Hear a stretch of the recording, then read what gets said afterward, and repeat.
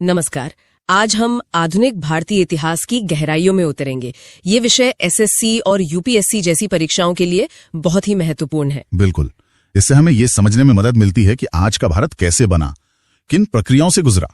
हाँ, तो हमारे पास जो जानकारी है उसके आधार पर हम यूरोपीय शक्तियों के आने से लेकर 1947 मतलब आजादी तक की अहम घटनाओं पर नजर डालेंगे। और कोशिश यही रहेगी कि मुख्य बातें बिल्कुल साफ और सरल तरीके से समझाई जाएं, ताकि तैयारी में मदद मिले। बढ़िया, तो चलिए शुरू करते हैं कि ये भारत में यूरोप की कौन कौन सी ताकतें आईं और कैसे आखिर में ब्रिटिश राज कायम हो गया। हाँ, और हमारे पास जो जानकारी है वो आधुनिक भारतीय इतिहास पर आधारित है। खास तौर पर उन लोगों के लिए जो प्रतियोगी परीक्षाओं की तैयारी कर रहे हैं। बिल्कुल।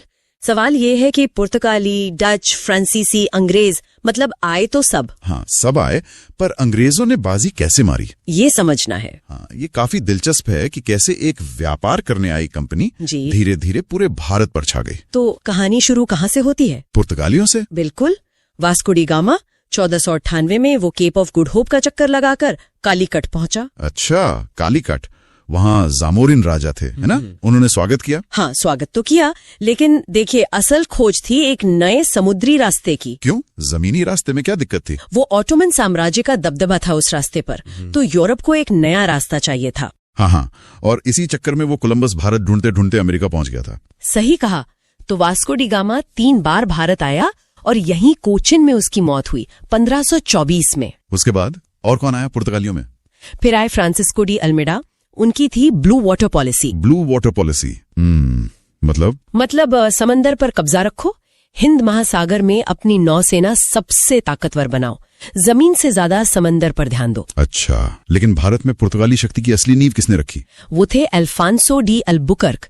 उन्होंने 1510 में गोवा पर कब्जा किया। गोवा जो आजादी के बाद तक पुर्तगालियों के पास रहा? हाँ, वही। और अल्बुकर्क में सती प्रथा को भी खत्म करने की कोशिश की थी अपने इलाके में। ये दिलचस्प है। तो पुर्तगाली सबसे पहले आए 1498 में और सबसे आखिर में गए 1961 में गोवा से ऑपरेशन विजय के बाद। ठीक है। पुर्तगालियों के बाद कौन? डच। हाँ, डच आए नीदरलैंड से। उन्होंने मसूरीपट्टनम में अपनी पहली फैक्ट्री खोली 1605 में। और फ्रांसीसी थोड़ा बाद में आए। उनकी पहली फैक्ट्री सूरत में खुली 1668 में। और फिर अंग्रेज, ब्रिटिश ईस्ट इंडिया कंपनी। हाँ, कंपनी बनी तो 1599 में थी, लेकिन 1600 में महारानी एलिजाबेथ प्रथम से उन्हें रॉयल चार्टर मिला। रॉयल चार्टर मतलब व्यापार का लाइसेंस? हाँ, एक तरह से भारत और पूर्वी देशों के साथ व्यापार करने का शाही फरमान और एक अधिकार भी। फिर वो जहांगीर के दरबार में गए? हाँ, पहले विलियम हॉकिंस पहुंचे 1608 में, फिर सर थॉमस रो 1615 में फैक्ट्री खोलने की इजाजत लेने। सूरत में फैक्ट्री खोलने में दिक्कत हुई थी ना शुरू में? हाँ, पुर्तगालियों ने अड़ंगा लगाया था, तो अंग्रेजों ने पहले मसूलीपट्टनम में एक अस्थायी फैक्ट्री खोली 1611 में। लेकिन सूरत में पक्की फैक्ट्री कब खुली? वो 1613 में खुल गई। तो यहीं से असली मुकाबला शुरू हुआ, पहले यूरोपीय ताकतों के बीच। बिल्कुल। सबसे पहले पुर्तगालियों से निपटे। 1612 में स्वाली की लड़ाई हुई। स्वाली सूरत के पास? हाँ, उसमें अंग्रेजों ने पुर्तगालियों को हरा दिया, उनका नौसैनिक दबदबा कम हो गया। ठीक है, पुर्तगाली साइड हो गए।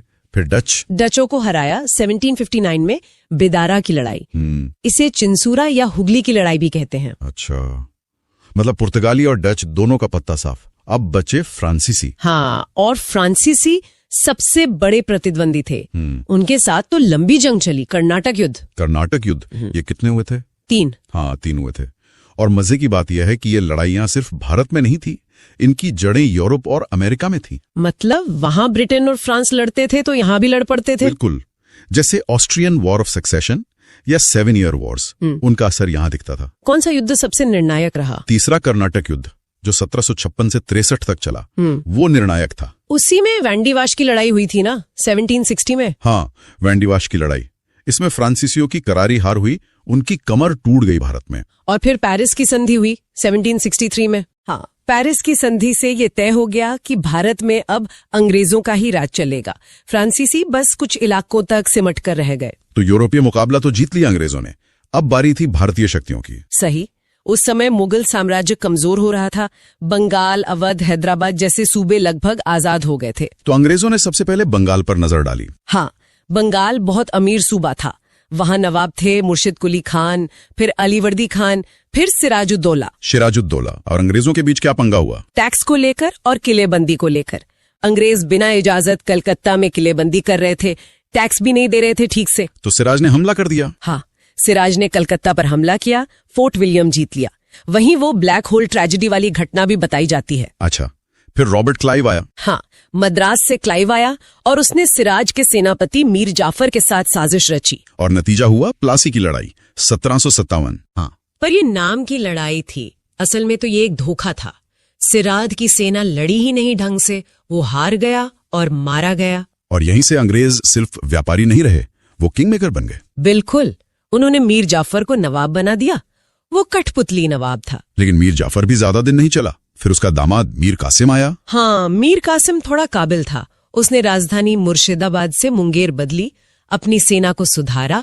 अंग्रेजों को ये पसंद नहीं आया। तो मीर कासिम ने भी अंग्रेजों को चुनौती दी। हाँ, उसने मुगल बादशाह शाह आलम द्वितीय और अवध के नवाब शुजाउद्दौला के साथ मिलकर एक गठबंधन बनाया। और फिर हुई बक्सर की लड़ाई 1764। सही, इसमें हेक्टर मुनरो के नेतृत्व में ब्रिटिश सेना ने इस तिकड़ी को हरा दिया। कहते हैं बक्सर की लड़ाई प्लासी से ज्यादा अहम थी। हाँ, क्योंकि ये मैदान में जीती गई लड़ाई थी, धोखे से नहीं। इसने अंग्रेजों की सैन्य ताकत साबित कर दी। और इसके बाद हुई इलाहाबाद की संधि 1765। दीवानी मतलब टैक्स वसूलने का अधिकार। हाँ, राजस्व वसूलने का अधिकार। यहीं से भारत की असली लूट शुरू हुई, कह सकते हैं। उन्होंने इजारेदारी सिस्टम भी शुरू किया। बंगाल के बाद अगला निशाना कौन था? मैसूर, हैदर अली और टीपू सुल्तान। हाँ, मैसूर ने अंग्रेजों को बहुत कड़ी टक्कर दी। हैदर अली और फिर उसके बेटे टीपू सुल्तान ने। कितने युद्ध हुए थे मैसूर से? 4 एंग्लो मैसूर युद्ध हुए। टीपू सुल्तान चौथे युद्ध में 1799 में श्रीरंगपट्टनम की रक्षा करते हुए मारा गया। इसी दौरान वो सहायक संधि वाली चीज आई थी, वेलेस्ली की। हाँ, लॉर्ड वेलेस्ली सब्सिडियरी अलायंस या सहायक संधि लेकर आया। ये बहुत चालाकी भरी नीति थी। क्या था इसमें? अंग्रेज किसी भारतीय राज्य की सुरक्षा की गारंटी लेते थे, बदले में उस राज्य को अपनी सेना भंग करनी पड़ती थी और ब्रिटिश सेना की एक टुकड़ी रखनी पड़ती थी। और उसका खर्चा भी वही राज्य उठाता था। हाँ, खर्चा भी वही राज्य उठाता था। साथ ही एक ब्रिटिश रेजिडेंट दरबार में रहता था और राज्य अपनी विदेश नीति भी अंग्रेजों को सौंप देता था। मतलब एक तरह से राज्य अपनी आजादी गिरवी रख देता था। सबसे पहले किसने मानी ये संधि? हैदराबाद का निजाम पहला था जिसने ये संधि स्वीकार की। अच्छा, मैसूर के बाद? मराठे। हाँ, मराठे। पानीपत की तीसरी लड़ाई 1761 में अहमद शाह अब्दाली से हारने के बाद मराठा शक्ति बिखरने लगी थी। आपसी झगड़े बढ़ गए थे। अंग्रेजों ने इसका फायदा उठाया। बिल्कुल। 3 एंग्लो मराठा युद्ध हुए, संधियां हुई सालबाई, राजघाट, मंदसौर। धीरे धीरे मराठा सरदारों को अलग अलग करके हराया और उनकी शक्ति खत्म कर दी। पेशवा का क्या हुआ? आखिरी पेशवा बाजीराव द्वितीय को पेंशन देकर कानपुर के पास बिठूर भेज दिया गया। तो मराठे भी गए। अब उत्तर पश्चिम में पंजाब, महाराजा रंजीत सिंह। हाँ, महाराजा रंजीत सिंह बहुत ताकतवर शासक थे, शुक्रचक्या मिसल के। जब तक वो जिंदा रहे, मतलब 1839 तक, अंग्रेज पंजाब की तरफ देखने की हिम्मत नहीं कर पाए। उनके साथ तो संधि भी हुई थी, अमृतसर की संधि। हाँ, 1809 में सतलज नदी को सीमा मान लिया गया था। लेकिन उनकी मौत के बाद पंजाब में अस्थिरता आ गई, दरबार में साजिशें होने लगी और अंग्रेजों को मौका मिल गया। हाँ, 2 एंग्लो सिख युद्ध हुए। दूसरे युद्ध के बाद 1849 में पंजाब को ब्रिटिश साम्राज्य में मिला लिया गया। और वो कोहिनूर हीरा? हाँ, वो महाराजा दिलीप सिंह से ले लिया गया और उन्हें पेंशन देकर इंग्लैंड भेज दिया गया। लाहौर की संधि भी हुई थी। हाँ। अफगान युद्धों का भी जिक्र है, वो क्यों हुए थे संक्षेप में? वो दरअसल रूस के बढ़ते प्रभाव का डर था अंग्रेजों को। उन्हें लगता था कि रूस कहीं अफगानिस्तान के रास्ते भारत पर हमला न कर दे। तो उन्होंने अफगानिस्तान में दखल दिया। हाँ, उन्होंने दोस्त मोहम्मद की जगह शाह शुजा को बिठाने की कोशिश की। इसमें उन्हें काफी नुकसान उठाना पड़ा। बाद में गंडमक की संधि हुई। तो ये थी पूरी कहानी। कैसे व्यापार करने आई एक कंपनी ने पहले अपने यूरोपीय कॉम्पिटिटर्स को हराया। हाँ, पुर्तगाली, डच, फ्रांसीसी, सबको। और फिर एक एक करके भारतीय राज्यों को, बंगाल, मैसूर, मराठे, सिख, सबको अपने अधीन कर लिया। लड़ाइयां, संधियां, कूटनीति। बिल्कुल। प्लासी और बक्सर की लड़ाइयां तो वाकई में टर्निंग पॉइंट थीं। उन्होंने अंग्रेजों को राजनीतिक ताकत बना दिया। और सहायक संधि जैसी नीतियों ने राज्यों को अंदर से खोखला कर दिया। सही कहा। और ये भी महत्वपूर्ण है कि भारतीय शासकों में उस समय एकता की बहुत कमी थी। वो आपस में ही लड़ते रहते थे, जिसका फायदा अंग्रेजों ने बखूबी उठाया। हाँ, हम 1857 की जो क्रांति हुई थी उससे पहले के भारत पर थोड़ी बात करेंगे। हाँ, मतलब उस दौर को समझना जरूरी है। बिल्कुल। तो कोशिश यही है कि समझें कि 1857 से पहले क्या माहौल बन रहा था। चलिए देखते हैं। हाँ, शुरू करते हैं। तो सबसे पहले जमीन से जुड़े जो इंतजाम थे उनकी बात करते हैं, क्योंकि लगता है कई समस्याओं की जड़ वही थी। हाँ बिल्कुल, ये भू राजस्व नीतियां बहुत अहम थी। 3 खास सिस्टम्स दिख रहे हैं। पहला है स्थायी बंदोबस्त, मतलब परमानेंट सेटलमेंट। ये 1793 में कॉर्नवालिस ने बंगाल और आसपास के इलाकों में लागू किया। हाँ, इसे जमींदारी व्यवस्था भी कहते हैं। और इसका असर ये हुआ, मतलब सीधा सीधा, कि जमींदारों को जमीन का मालिक मान लिया गया, वो ताकतवर हो गए। अच्छा। लेकिन किसानों पर लगान का बोझ अक्सर बहुत ज्यादा बढ़ गया। अंग्रेजों की आमदनी तो कह सकते हैं फिक्स हो गई, पर किसानों की हालत कई जगहों पर बिगड़ गई थी। तो ये पहला सिस्टम था। दूसरा था रैयतवाड़ी। ये 1820 में मुनरो और रीड ने दक्षिण भारत में शुरू किया। हाँ, रैयतवाड़ी। इसमें सरकार सीधा किसानों से, मतलब रैयत से लगान लेती थी। सुनने में तो लगता है कि बिचौलिए नहीं थे, तो शायद बेहतर रहा होगा। हाँ, लगता तो है, पर असल में इसमें भी पेंच था। सीधा कांटेक्ट तो था सरकार का किसान से, लेकिन जो लगान की दरें थी वो अक्सर बहुत ऊंची होती थी। अच्छा। और वसूली भी बड़ी सख्ती से होती थी। मतलब जरा सी फसल खराब हो जाए तो किसान बेचारा मुश्किल में फंस जाता था। समझ गए। और तीसरी व्यवस्था थी महलवाड़ी। ये 1822 में मैकेंजी ने शुरू की और बाद में विलियम बेंटिक ने इसे उत्तर पश्चिम भारत और पंजाब में फैलाया। महलवाड़ी, हाँ, इसमें महल यानी पूरे गांव या गांव के समूह को एक इकाई माना जाता था लगान के लिए। तो मतलब पूरे गांव की जिम्मेदारी। हाँ, एक तरह से अगर कोई एक किसान लगान नहीं दे पाया तो उसका बोझ भी दूसरों को उठाना पड़ सकता था। तो आप देखें, तीनों ही सिस्टम्स ने जमीन से जुड़े रिश्तों पर और लोगों की आर्थिक स्थिति पर गहरा असर डाला। और शायद इन्हीं दबावों का नतीजा था कि जगह जगह विरोध भी शुरू हुए। हाँ बिल्कुल, ये नीतियां असंतोष का बड़ा कारण बनी। जैसे 1855 का संथाल विद्रोह। राजमहल पहाड़ियों में सिद्धू और कान्हू ये नेता थे। हाँ, ये बहुत बड़ा विद्रोह था। आदिवासियों का गुस्सा था बाहरी लोगों, मतलब दीकू, और अंग्रेजी राज की नीतियों के खिलाफ। संथालों ने हथियार उठा लिए थे। और इससे पहले भी हुए थे। हाँ, इससे पहले जैसे 1831 में छोटा नागपुर में कोल विद्रोह हुआ था, बुधू भगत के नेतृत्व में। वो भी आदिवासी जमीन और उनकी पहचान से जुड़ा संघर्ष था। तो ये आदिवासी विद्रोह हुए, किसानों का भी गुस्सा था शायद। जैसे बंगाल में 1825 के आसपास ये पागलपंथी विद्रोह का जिक्र है, करमशाह और टीपू शाह। हाँ, पागलपंथी, ये एक तरह का धार्मिक सामाजिक आंदोलन जैसा था जिसने जमींदारों के जुल्म का विरोध किया था। अच्छा, और भी कई नाम हैं इसमें। हाँ, लिस्ट लंबी है। मोपला विद्रोह का भी जिक्र है। इसका पहला दौर 1836 के आसपास मालाबार, केरल में हुआ। मोपला, वहां मुस्लिम काश्तकारों ने जमींदारों और ब्रिटिश नीतियों के खिलाफ आवाज उठाई थी। फिर 1817 में ओडिशा का पाई का विद्रोह है। पाई का विद्रोह, हाँ। बख्शी जगबंधु विद्याधर, बिल्कुल। ये पारंपरिक योद्धा थे पाई का। उनकी जमीनें छीनी जा रही थी तो उन्होंने विद्रोह किया। और उत्तर पूर्व में असम में भी कुछ हुआ था। हाँ, 1828 में असम में अहोम विद्रोह हुआ। गोमधर कुंवर इसके नेता थे। हुआ यह था कि अंग्रेज बर्मा युद्ध के बाद असम से वापस नहीं गए तो अहोम राजवंश के लोगों ने विद्रोह कर दिया। और एक बहुत पुराना विद्रोह भी है, सन्यासी विद्रोह, 1764 के बाद बंगाल बिहार में। हाँ, ये तो काफी लंबा चला था, दशकों तक। मंजूषा, भवानी पाठक, देवी चौधरानी जैसे कई नेता थे इसमें। फकीरों और सन्यासियों का विद्रोह था ये। अच्छा, माइंड मैप में 2 और नाम हैं, नील विद्रोह 1859 और हो और मुंडा विद्रोह 1899। पर ये तो 1857 के बाद के हैं। हाँ, तकनीकी रूप से बात के हैं, पर इन्हें अक्सर इसी कॉन्टेक्स्ट में देखा जाता है क्योंकि ये उसी प्रतिरोध की भावना को, उसी संघर्ष को जारी रखते हैं। अच्छा, मतलब वो कंटिन्यूटी दिखाते हैं। बिल्कुल। नील विद्रोह किसानों के शोषण के खिलाफ था और बिरसा मुंडा का विद्रोह तो आदिवासी अस्मिता और उनके अधिकारों के लिए एक बहुत बड़ा प्रतीक बन गया। एक बात तो साफ हो जाती है कि अंग्रेजी राज की शुरुआत से ही ये जो अलग अलग भू राजस्व नीतियां आई और उनका जो असर हुआ, उसके चलते 1857 से काफी पहले ही भारत के लगभग हर हिस्से में पूरब, पश्चिम, उत्तर, दक्षिण अलग अलग समुदाय, हाँ, चाहे वो किसान हो, आदिवासी हो, पुराने सैनिक हो या धार्मिक समूह, वो सब ब्रिटिश नीतियों के खिलाफ खड़े हो रहे थे। छोटे बड़े कई विद्रोह हुए। बिल्कुल। ये सब मिलकर ना 1857 के विद्रोह की एक ज्यादा गहरी और कह सकते हैं जटिल तस्वीर पेश करते हैं। वो विद्रोह कोई अचानक एक दिन में नहीं भड़का था। सही बात है। वो सालों से जो असंतोष सुलग रहा था उसका नतीजा था। और ये सोचने वाली बात है कि ये जो अलग अलग जगहों पर अलग अलग समुदायों ने विद्रोह किए, क्या इनके बीच कोई अनदेखे धागे थे, कोई गहरे पैटर्न या कोई आपसी जुड़ाव भी थे जिन पर और गौर किया जा सकता है? हाँ, ये एक दिलचस्प सवाल है। हाँ, ये सवाल आगे की खोजबीन के लिए खुला है। हम 1857 के विद्रोह से जुड़े कुछ अहम दस्तावेजों की गहराई से पड़ताल कर रहे हैं। हाँ, ये दस्तावेज हमें उस दौर को, मतलब उसकी उथल पुथल को समझने में काफी मदद करते हैं। बिल्कुल।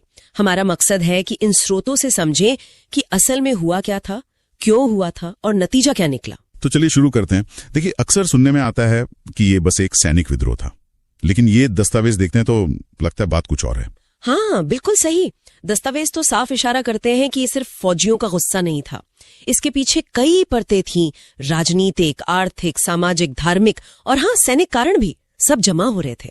अच्छा। जैसे अंग्रेजों की वो विस्तार वाली नीतियां थीं, डॉक्ट्रिन ऑफ लैप्स तो था ही। हाँ, वो गोद लेने वाली नीति वाला मामला। वही, और फिर वो सब्सिडियरी अलायंस यानी सहायक संधि जैसी चीजें भी थीं। ये सहायक संधि क्या थी? सुना है इसने राज्यों को काफी कमजोर कर दिया था। हाँ, बिल्कुल। बेसिकली इसके तहत राज्यों को अपनी फौज खत्म करनी होती थी, अपने ही खर्चे पर ब्रिटिश सेना रखनी पड़ती थी और विदेश नीति भी अंग्रेजों के हाथ में चली जाती थी। तो एक तरह से राज्य अंदर से खोखले हो गए और ऊपर से भारी टैक्स, लगान और जो पारंपरिक उद्योग थे वो भी खत्म हो रहे थे। किसान, कारीगर सब परेशान थे। एक दस्तावेज में तो जिक्र है कि लगान वसूली इतनी सख्त थी कि किसानों को जमीनें छोड़नी पड़ जाती थी। बाप रे। और ये जो सामाजिक या धार्मिक मामलों में दखल की बात आती है, दस्तावेज कुछ कहते हैं इस पर? हाँ, दस्तावेज बताते हैं कि जैसे सती प्रथा पर रोक लगी या विधवा पुनर्विवाह का कानून आया। हालांकि ये सुधार थे, पर कई लोगों ने इसे अपनी परंपराओं पर हमला माना।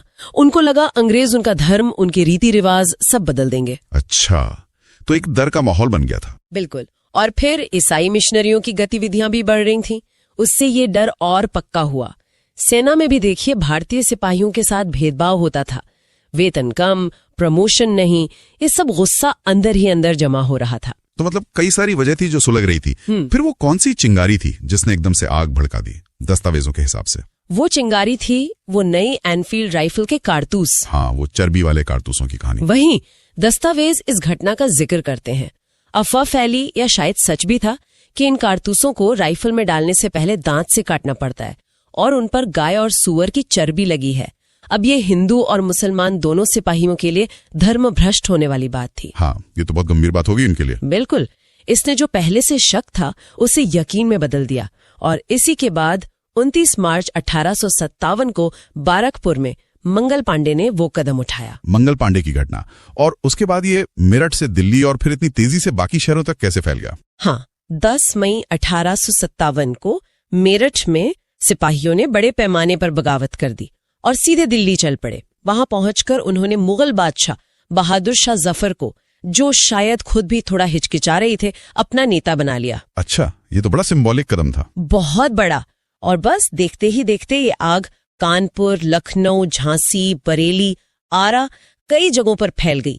ऐसा लगा जैसे बारूद तैयारी था, बस चिंगारी चाहिए थी। और हर जगह फिर स्थानीय नेता भी सामने आए ना। हाँ। कानपुर में नाना साहब। हाँ, नाना साहब। लखनऊ में बेगम हजरत महल, झांसी में रानी लक्ष्मीबाई। इन सब के अपने अपने कारण भी थे अंग्रेजों से लड़ने के। बिल्कुल। जैसे नाना साहब की पेंशन बंद कर दी गई थी, रानी लक्ष्मीबाई का राज्य छीना जा रहा था डॉक्ट्रिन ऑफ लैप्स के तहत, बेगम हजरत महल अवध पर कब्जे से नाराज थी, बिहार में कुंवर सिंह थे, बरेली में खान बहादुर खान। बहुत से लोग उठे। ये दिखाता है कि गुस्सा कितना फैला हुआ था। सिपाही, राजा, जमींदार, किसान, कारीगर सब थे इसमें। लेकिन हाँ, दस्तावेज ये भी बताते हैं कि इन सब नेताओं में आपसी तालमेल की थोड़ी कमी थी। कोई एक साझी रणनीति नहीं बन पाई। शायद इसीलिए इस पर इतनी बहस होती है कि इसे सिपाही विद्रोह कहे या पहला स्वतंत्रता संग्राम। दस्तावेज क्या नजरिया देते हैं? देखिए, दस्तावेज तो साफ दिखाते हैं कि ये सिर्फ सिपाहियों का मामला नहीं था। आम लोगों की भागीदारी बहुत जबरदस्त थी।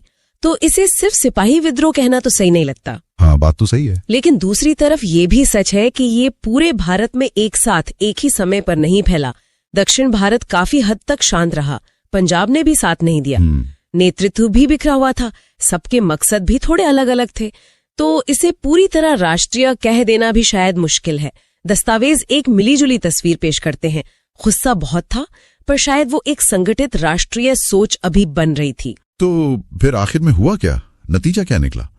अंग्रेजों ने तो इसे दबा दिया। हाँ, अंग्रेजों के पास बेहतर हथियार थे, संगठन था, उन्होंने बड़ी क्रूरता से विद्रोह को कुचला। कई नेता मारे गए, कुछ को देश निकाला दे दिया गया। लेकिन इसका सबसे बड़ा, सबसे सीधा नतीजा ये हुआ कि भारत से ईस्ट इंडिया कंपनी का राज खत्म हो गया। अच्छा। हाँ, 1858 में सत्ता सीधे ब्रिटिश क्राउन यानी महारानी विक्टोरिया के हाथ में चली गई। और अंग्रेजों ने अपनी नीतियों में भी जरूर कुछ बदलाव किए होंगे इस झटके के बाद। बिल्कुल किए। महारानी विक्टोरिया की घोषणा हुई, उसमें भारतीय राजाओं को भरोसा दिया गया कि अब उनके राज्य नहीं छीने जाएंगे। लोगों के धार्मिक और सामाजिक मामलों में दखल न देने का वादा भी किया गया। सेना को फिर से ऑर्गेनाइज किया गया। उसमें भारतीय सैनिकों का अनुपात कम करके यूरोपीय सैनिक बढ़ाए गए। जो तोपखाना वगैरह था वो पूरी तरह उनके कंट्रोल में रखा गया। और हाँ, वो फूट डालो और राज करो वाली नीति, उसको और मजबूती से लागू किया गया। तो कुल मिला के देखें तो 1857 भारतीय इतिहास में एक बहुत ही अहम मोड़ था। भले ही वो फौरी तौर पर सफल ना हुआ हो, हाँ, सफल नहीं हुआ, पर उसने ब्रिटिश राज की जड़ें हिला दी और आगे जो स्वतंत्रता आंदोलन हुआ उसके लिए एक तरह से प्रेरणा बना। बिल्कुल। और ये सोचने वाली बात है कि अगर उस वक्त विद्रोहियों में थोड़ा बेहतर तालमेल होता, एक मजबूत सेंट्रल लीडरशिप होती, एक साफ राष्ट्रीय लक्ष्य होता, तो क्या कहानी कुछ और होती? हाँ, ये सवाल तो है। ये सवाल आज भी हमें उस दौर की पेचीदगियों को समझने के लिए उकसाता है। बात करने वाले हैं मराठा साम्राज्य की। बिल्कुल। मतलब कैसे शिवाजी महाराज ने इसकी शुरुआत की, कैसे ये फैला और फिर अंग्रेजों के साथ उनका जो संघर्ष रहा, और ये सारी बातें प्रतियोगी परीक्षाओं के लिए मुझे लगता है काफी जरूरी है। बिल्कुल बिल्कुल, ये समझना जरूरी है कि कैसे एक, आप कह सकते हैं, एक क्षेत्रीय एक विशाल साम्राज्य में तब्दील हुई और उनकी प्रशासनिक व्यवस्थाएं क्या थी। हाँ, जैसे वो अष्टप्रधान। हाँ, अष्टप्रधान। और उनकी राजस्व नीतियां जैसे चौथ, सरदेशमुखी, ये सब उनकी सफलता के मतलब आधार थे। और साथ ही वो अंदरूनी और बाहरी चुनौतियां, हाँ, उन पर भी बात करेंगे। तो चलिए शुरू करते हैं छत्रपति शिवाजी महाराज से। 1630 में जन्म हुआ शिवनेरी किले में। हाँ। माता जीजाबाई, पिता शाहजी भोंसले और गुरु थे समर्थ रामदास। हाँ।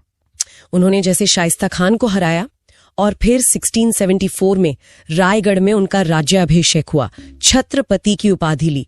ये मराठा इतिहास का एक बहुत बड़ा, एक अहम मोड़ था। बिल्कुल। और उनका प्रशासन का तरीका देखिए, अष्टप्रधान, 8 मंत्रियों की परिषद। हाँ, 8 मंत्री जो अलग अलग विभाग देखते थे। ये उस जमाने के हिसाब से काफी व्यवस्थित था। और राजस्व के लिए, जैसा आपने कहा, चौथ, मतलब जो प्रभाव वाले इलाके थे वहां से उपज का 25%। और सरदेशमुखी भी था। हाँ, सरदेशमुखी, आय पर अतिरिक्त 10%। ये सिर्फ पैसा इकट्ठा करना नहीं था, ये मराठा प्रभाव का एक प्रतीक भी था उन इलाकों में। अच्छा, फिर 1680 में शिवाजी महाराज के बाद उनके बड़े बेटे संभाजी महाराज 1680 से 1689 तक उन्होंने एक काम यह किया कि मुगलों के जो बागी शहजादे थे, अकबर द्वितीय, उनको शरण दी थी। हाँ, इससे औरंगजेब से सीधे दुश्मनी हो गई। बिल्कुल। टकराव और बढ़ गया। फिर संभाजी महाराज के बाद उनके छोटे भाई राजाराम, उन्होंने कमान संभाली 1689 से 1700 तक। उनको तो लगातार मुगलों से लड़ना पड़ा शायद। हाँ, बहुत संघर्ष किया। राजधानी भी सतारा ले जानी पड़ी। और उन्होंने प्रशासन में एक नया पद जोड़ा था, प्रतिनिधि। तो अष्टप्रधान के 8 से 9 मंत्री हो गए। अच्छा, 9 हो गए।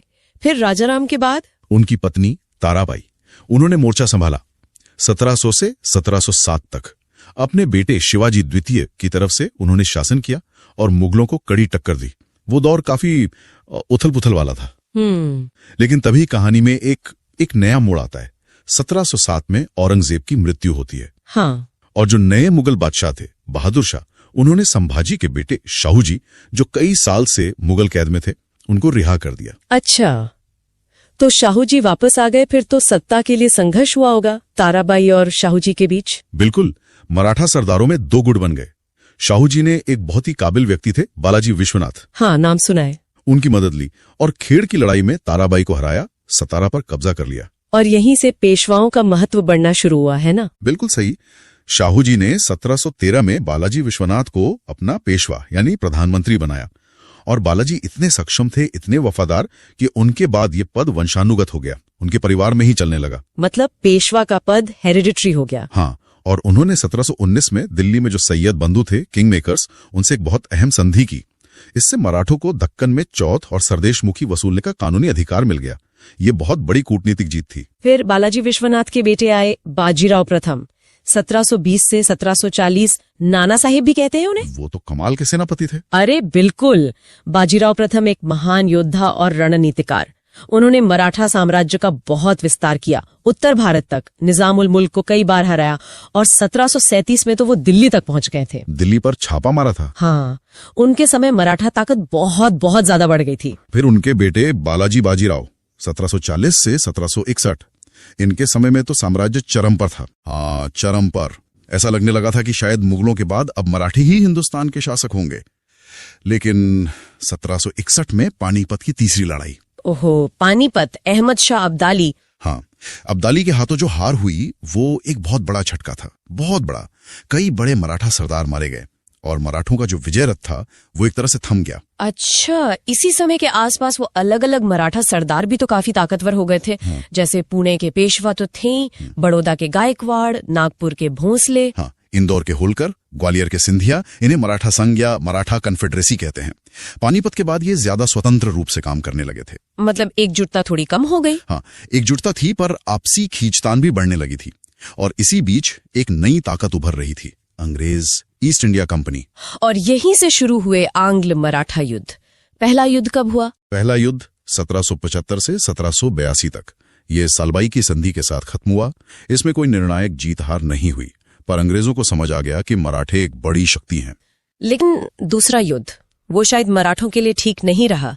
1803 से 1805। बिल्कुल नहीं। बेसिन की संधि हुई और कई मराठा शासकों को सहायक संधि माननी पड़ी, सब्सिडियरी अलायंस जिसे कहते हैं। हाँ, सब्सिडियरी अलायंस।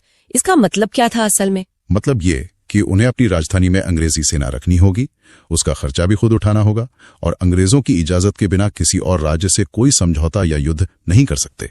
एक तरह से उनकी आजादी खत्म ही हो गई। हाँ, लगभग खत्म हो गई। और फिर तीसरा युद्ध 1817-18, वो आखिरी था। वो आखिरी था।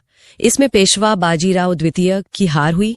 पेशवा का पद ही समाप्त कर दिया गया और मराठा साम्राज्य पूरी तरह से ब्रिटिश नियंत्रण में आ गया। तो मतलब अंग्रेजों ने ही खत्म किया मराठा साम्राज्य को। देखिए, अंग्रेज एक बड़ा कारण थे, लेकिन सिर्फ वही नहीं।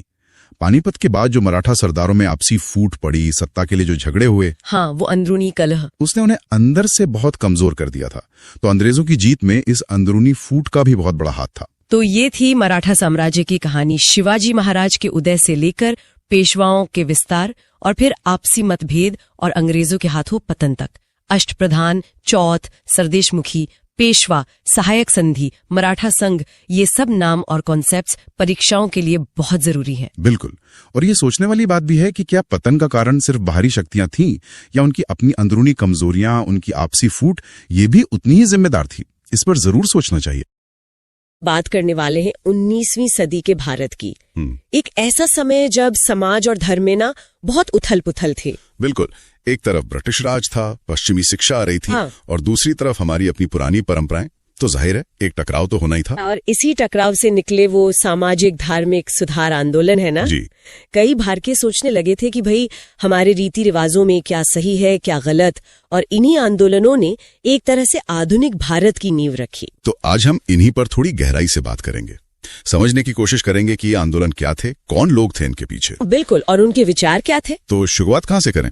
राजा राममोहन रॉय, उन्हें भारतीय पुनर्जागरण का पिता भी कहते हैं। हाँ, बिल्कुल सही। 1828 में ब्रह्म समाज, हालांकि उससे पहले 1814 में वो आत्मीय सभा भी बना चुके थे। अच्छा, आत्मीय सभा।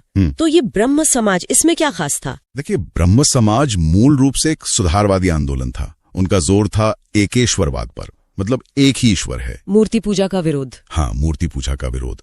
सती प्रथा का जबरदस्त विरोध किया उन्होंने, बाल विवाह के खिलाफ थे। और विधवा पुनर्विवाह के पक्ष में। जी, और विधवा पुनर्विवाह का समर्थन। ये उस जमाने के हिसाब से बहुत बहुत बड़ी बातें थीं। बहुविवाह का भी विरोध किया। और शिक्षा पर भी जोर था शायद। हाँ, आधुनिक शिक्षा के बड़े हिमायती थे। उन्होंने खुद वेदों और उपनिषदों का बंगाली में अनुवाद किया ताकि आम लोग पढ़ सकें। और वो अखबार भी तो शुरू किए थे, संवाद, कौमुदी, मिरातुल अखबार। बिल्कुल, अपने विचारों को फैलाने के लिए। बाद में देवेंद्रनाथ टैगोर, जो पहले तत्वबोधिनी सभा चला रहे थे, वो जोड़े। फिर केशव चंद्र सेन आए। लेकिन शायद उनमें कुछ मतभेद हो गए थे। हाँ, विचारों को लेकर मतभेद हुए और 1866 में ब्रह्म समाज बढ़ गया। आदि ब्रह्म समाज, जो टैगोर के साथ था, और भारतीय ब्रह्म समाज सेन के नेतृत्व में। अच्छा, तो ये दिखाता है कि सुधार का रास्ता भी आसान नहीं था। बिल्कुल नहीं। अब महाराष्ट्र की तरफ चलें, वहां भी कुछ ऐसी कोशिशें हो रही थी। प्रार्थना समाज। जी हाँ, पहले दादोबा पांडुरंग ने 1849 में परमहंस मंडली बनाई और फिर 1867 में आत्माराम पांडुरंग ने प्रार्थना समाज की स्थापना की। और इनसे भी जुड़े थे बड़े लोग। हाँ, बाद में एमजी रानडे जैसे दिग्गज नेता प्रार्थना समाज से जुड़े। इनके विचार भी आप देखें तो काफी कुछ ब्रह्म समाज से मिलते जुलते थे।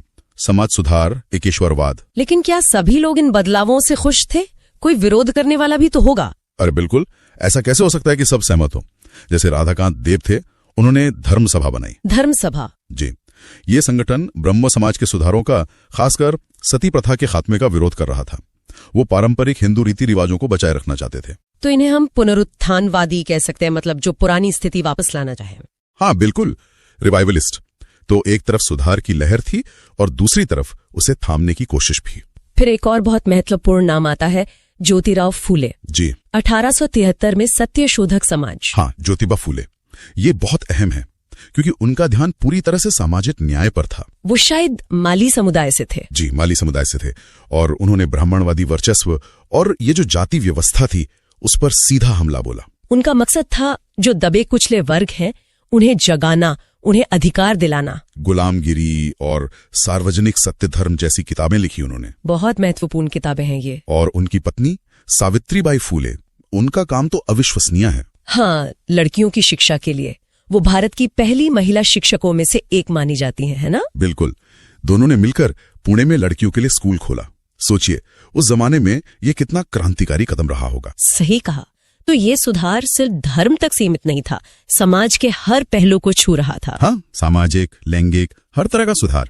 फिर आते हैं स्वामी दयानंद सरस्वती, वेदों की ओर लौटो का नारा। जी, 1875 में बंबई में आर्य समाज की स्थापना की। उनका मूल नाम मूलशंकर था। इनका नजरिया ब्रह्म समाज से कैसे अलग था? ये भी तो मूर्ति पूजा के खिलाफ थे। हाँ, मूर्ति पूजा, जातिवाद, बाल विवाह, इन सब के खिलाफ थे। लेकिन उनका जो आधार था वो सिर्फ वेद थे। वो मानते थे कि वेद ही सर्वोच्च हैं, संपूर्ण ज्ञान है। अच्छा, सत्यार्थ प्रकाश उन्होंने ही लिखी थी? जी, सत्यार्थ प्रकाश उनका प्रमुख ग्रंथ है। और एक और चीज, शुद्धि आंदोलन। शुद्धि आंदोलन वो क्या था? इसके जरिए वो उन हिंदुओं को वापस हिंदू धर्म में लाना चाहते थे जिन्होंने कोई और धर्म अपना लिया था। बाद में आर्य समाज का मुख्यालय बॉम्बे से लाहौर चला गया था। और फिर स्वामी विवेकानंद अपने गुरु रामकृष्ण परमहंस के नाम पर रामकृष्ण मिशन शुरू किया 1897 में। हाँ, और उससे पहले 1893 में शिकागो में विश्व धर्म संसद में उनका भाषण। वो तो इतिहास बन गया। बिल्कुल, पूरी दुनिया में भारत की और वेदांत दर्शन की पहचान बनी। विवेकानंद का जोर वेदांत और मानव सेवा पर था, नर सेवा, नारायण सेवा। लेकिन वो मूर्ति पूजा को लेकर शायद राम मोहन रॉय जितने सख्त नहीं थे। हाँ, ये दिलचस्प है। विवेकानंद मानते थे कि ध्यान और एकाग्रता के शुरुआती स्तर पर मूर्ति पूजा मददगार हो सकती है। उनकी किताबें कर्मयोग, राजयोग, ज्ञान योग आज भी बहुत प्रासंगिक हैं। अब मुस्लिम समुदाय की बात करें तो सर सैयद अहमद खान का नाम आता है। अलीगढ़ आंदोलन। जी, सर सैयद अहमद खान, उनका मानना था कि भाई अगर मुस्लिम समुदाय को तरक्की करनी है तो अंग्रेजी और पश्चिमी शिक्षा अपनानी होगी। मतलब आधुनिक शिक्षा पर जोर। बिल्कुल। और इसी सोच के साथ उन्होंने 1875 में मोहम्मडन एंग्लो ओरिएंटल कॉलेज की स्थापना की। ब्रिटिश सरकार का भी इसमें सहयोग था। और यही कॉलेज बाद में अलीगढ़ मुस्लिम यूनिवर्सिटी बना। जी, 1920 में। उनका मकसद था कि मुस्लिम नौजवान आधुनिक दुनिया के साथ कदम से कदम मिलाकर चल सके। तो ये तो बड़े बड़े नाम और आंदोलन हो गए। इनके अलावा भी तो और कोशिशें चल रही होंगी, छोटे स्तर पर ही सही। हाँ, बहुत सी। जैसे थियोसॉफिकल सोसाइटी थी, मैडम ब्लवाट्स्की और कर्नल ओलकॉट ने शुरू की। बाद में एनी बेसेंट ने भारत में से बहुत लोकप्रिय बनाया। अच्छा। फिर गोपाल कृष्ण गोखले की सर्वेंट्स ऑफ इंडिया सोसाइटी, जो सामाजिक सेवा पर केंद्रित थी। हेनरी डेरेजियो का यंग बंगाल मूवमेंट था, जो काफी रेडिकल विचारों वाला था। महिलाओं के लिए भी कुछ खास हुआ? हाँ, विष्णु शास्त्री पंडित ने विधवा पुनर्विवाह एसोसिएशन बनाया। बहराम जी मालाबारी ने सेवा सदन की स्थापना की, जो शोषित महिलाओं के लिए काम करता था। तो ऐसी कई धाराएं थी।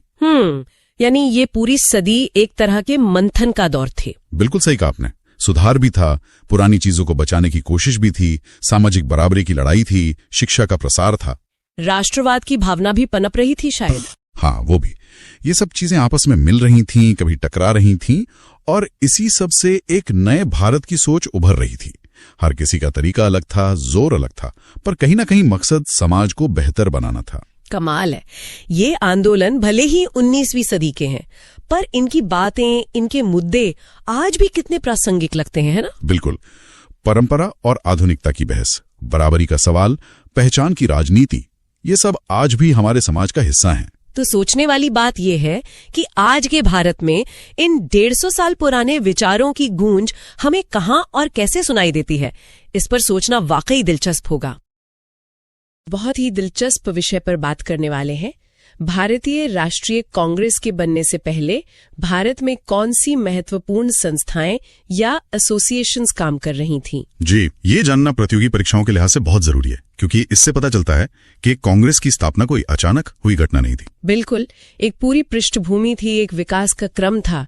तो चलिए देखते हैं कि ये राजनीतिक चेतना कैसे धीरे धीरे आकार ले रही थी। हाँ, कैसे अलग अलग जगहों पर लोगों ने, नेताओं ने संगठित होना शुरू किया। शुरुआत कहाँ से करें? सबसे पहले शायद हमें 1836 में बनी बंग भाषा प्रकाशिका सभा का जिक्र करना चाहिए। राजा राम मोहन रॉय के सहयोगियों ने शुरू की थी इसे। हाँ बिल्कुल, ये काफी शुरुआती प्रयास था और ये महत्वपूर्ण इसलिए है क्योंकि ये दिखाता है कि अपनी बात मतलब संगठित रूप से रखने की सोच कितनी पहले पनपने लगी थी। खासकर जैसे प्रशासनिक सुधारों या शिक्षा जैसे मुद्दों पर। जी, भले ये संगठन शायद छोटे पैमाने पर रहे हों, लेकिन ये एक शुरुआत थी, राजनीतिक अभिव्यक्ति की एक शुरुआत। सही। फिर इसके बाद एक और बड़ा नाम आता है। 1866 में ईस्ट इंडिया एसोसिएशन। दादा भाई नौरोजी ने लंदन में इसकी स्थापना की थी। लंदन में क्यों? हाँ, ये दिलचस्प है। इसका उद्देश्य था भारत के बाहर, मतलब सीधे लंदन में, ब्रिटिश संसद और वहां की जनता के सामने भारत का पक्ष रखना, भारतीय हितों की बात करना। अच्छा, तो ये रणनीति थी कि सीधे सत्ता के केंद्र को प्रभावित किया जाए। एक तरह से हाँ। भारतीय राजनीतिक विचारों को एक अंतर्राष्ट्रीय मंच देना। और हाँ, इसकी शाखाएं बाद में भारत में भी खोली गई। ये वाकई एक अलग सोच थी। फिर 1870s का दशक आता है और ऐसा लगता है कि ये प्रक्रिया और तेज हो गई। बिल्कुल, जैसे 1870 में पूना में पूना सार्वजनिक सभा बनी।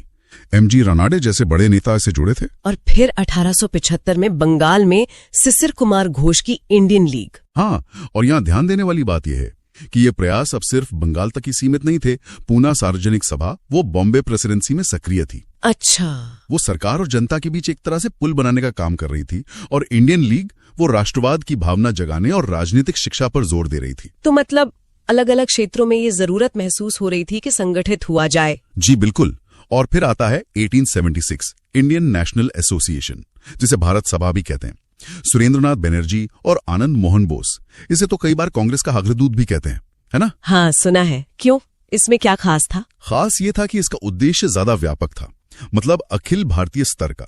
इन्होंने वो सिविल सेवा परीक्षा की आयु सीमा घटाने जैसा मुद्दा उठाया। ओह हाँ, वो मुद्दा तो पूरे देश के पढ़े लिखे मध्य वर्ग के लिए अहम था। सही कहा। तो ये दिखाता है कि अब एक राष्ट्रीय मंच की जरूरत और ज्यादा महसूस हो रही थी, और ये एसोसिएशन क्षेत्रीय संगठनों को जोड़ने की भी कोशिश कर रही थी। तो एक तरह से अखिल भारतीय संस्था का विचार मजबूत हो रहा था। हाँ। और फिर हम कांग्रेस की स्थापना यानी 1885 के बिल्कुल करीब आ जाते हैं। 1884 में मद्रास महाजन सभा बनी, जी, जिसमें जी सुब्रमण्यम अय्यर, आनंद चार्लू जैसे नेता थे।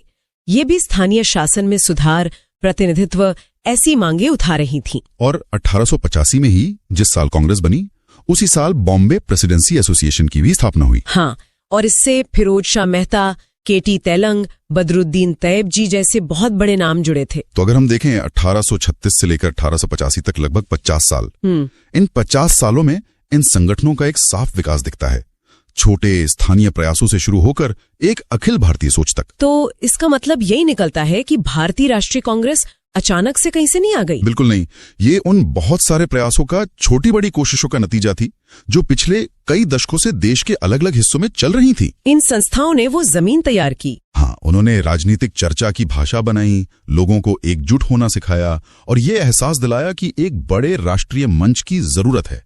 तो 1885 तक वो जमीन लगभग तैयार हो चुकी थी। तो आज हमने ये समझा कि कांग्रेस के आने से पहले भी भारत में राजनीतिक संगठन बनाने की एक मजबूत परंपरा बन रही थी। ये संस्थाएं एक तरह से वो सीढ़ियां थी जिन पर भारतीय राष्ट्रवाद ने कदम रखे। बिल्कुल सही कहा।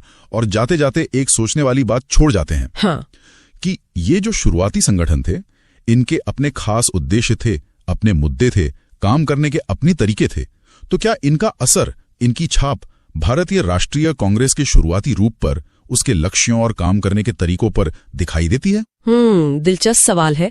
कांग्रेस ने इनकी विरासत को कितना अपनाया और कहां से एक नई राह पकड़ी?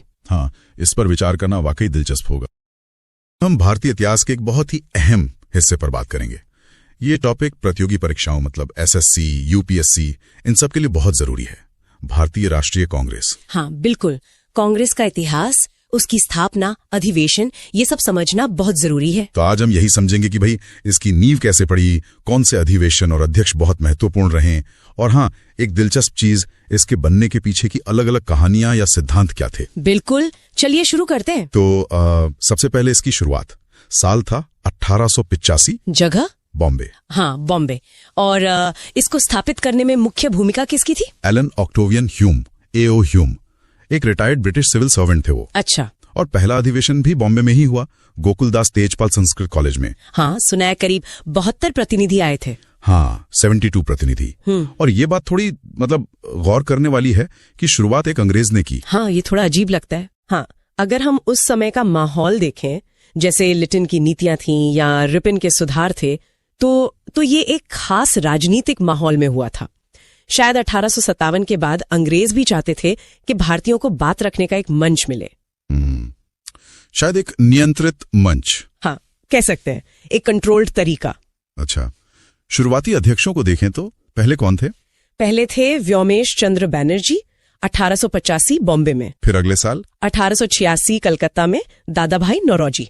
फिर 1887 मद्रास में बदरुद्दीन तैयब जी, जो पहले मुस्लिम अध्यक्ष थे। हाँ बिल्कुल। और फिर 1888 में इलाहाबाद में जॉर्ज यूल, पहले अंग्रेज अध्यक्ष। तो ये जो अलग अलग बैकग्राउंड के लोग अध्यक्ष बन रहे थे, शुरू में बंगाली, पारसी, मुस्लिम, अंग्रेज, ये क्या दिखाता है? ये बहुत जरूरी था। ये दिखाता है कि कांग्रेस शुरू से ही एक अखिल भारतीय मतलब पैन इंडियन पहचान बनाने की कोशिश कर रही थी। वो दिखाना चाहते थे कि ये किसी एक धर्म या इलाके की पार्टी नहीं है, सबके लिए है। सही कहा। अच्छा, अब कुछ उन अधिवेशनों पर आते हैं जो बहुत महत्वपूर्ण माने जाते हैं, एग्जाम्स में भी खूब पूछे जाते हैं, जैसे 1907 सूरत। अध्यक्ष थे रास बिहारी घोष। वहां कुछ खास हुआ था? हाँ, सूरत में तो वो विभाजन वाला, कांग्रेस का पहला बड़ा विभाजन हुआ। नरम दल और गरम दल, उनके बीच मतभेद इतने बढ़ गए थे कि पार्टी 2 हिस्सों में बढ़ गई। अच्छा, मॉडरेट्स और एक्सट्रीमिस्ट्स। हाँ, वही। एक तरफ जो संवैधानिक दायरे में धीरे धीरे सुधार चाहते थे, और दूसरी तरफ वो जो स्वराज के लिए ज्यादा मुखर थे, थोड़े उग्र तरीके अपनाना चाहते थे। ये तो बड़ा झटका रहा होगा उस वक्त। बिल्कुल, लेकिन फिर चीजें सुधरी भी। हाँ, जैसे 1916 का लखनऊ अधिवेशन, अध्यक्ष थे अंबिका चरण मजूमदार। हाँ, लखनऊ पैक्ट। इसमें 2 बड़ी बातें हुई, एक तो नरम दल और गरम दल वो फिर से एक हो गए। अच्छा, रियूनियन। हाँ, और दूसरी बात, कांग्रेस और मुस्लिम लीग के बीच एक समझौता हुआ, लखनऊ पैक्ट जिसे कहते हैं।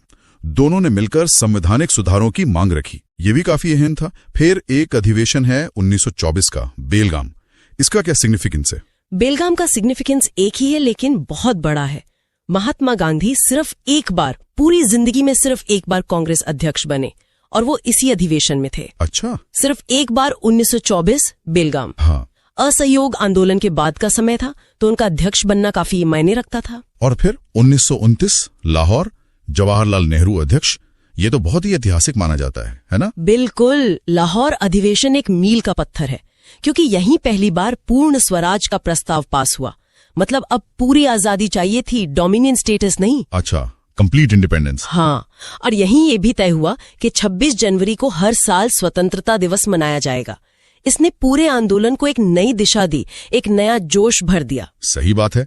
सुभाष चंद्र बोस का जिक्र भी जरूरी है, वो भी अध्यक्ष रहे। हाँ, वो तो लगातार 2 बार चुने गए, 1938 हरिपुरा और फिर 1939 त्रिपुरी। हालांकि त्रिपुरी में कुछ मतभेद हो गए थे, खासकर गांधी जी से। हाँ, त्रिपुरी संकट कहते हैं उसे, उन्हें इस्तीफा देना पड़ा था। बिल्कुल।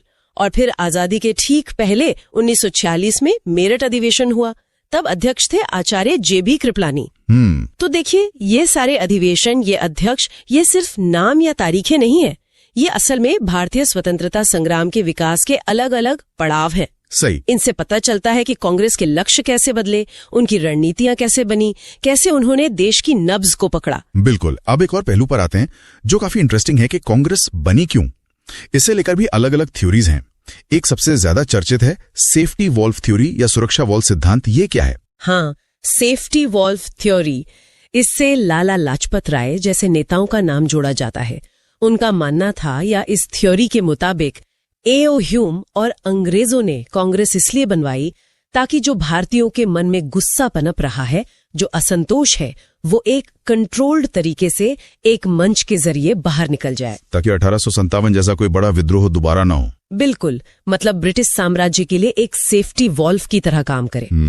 लेकिन एक और नजरिया भी है इसके ठीक उलट, लाइटनिंग कंडक्टर थियरी, यानी तड़ित चालक सिद्धांत। हाँ, इससे गोपाल कृष्ण गोखले जैसे नेताओं का नाम जुड़ता है।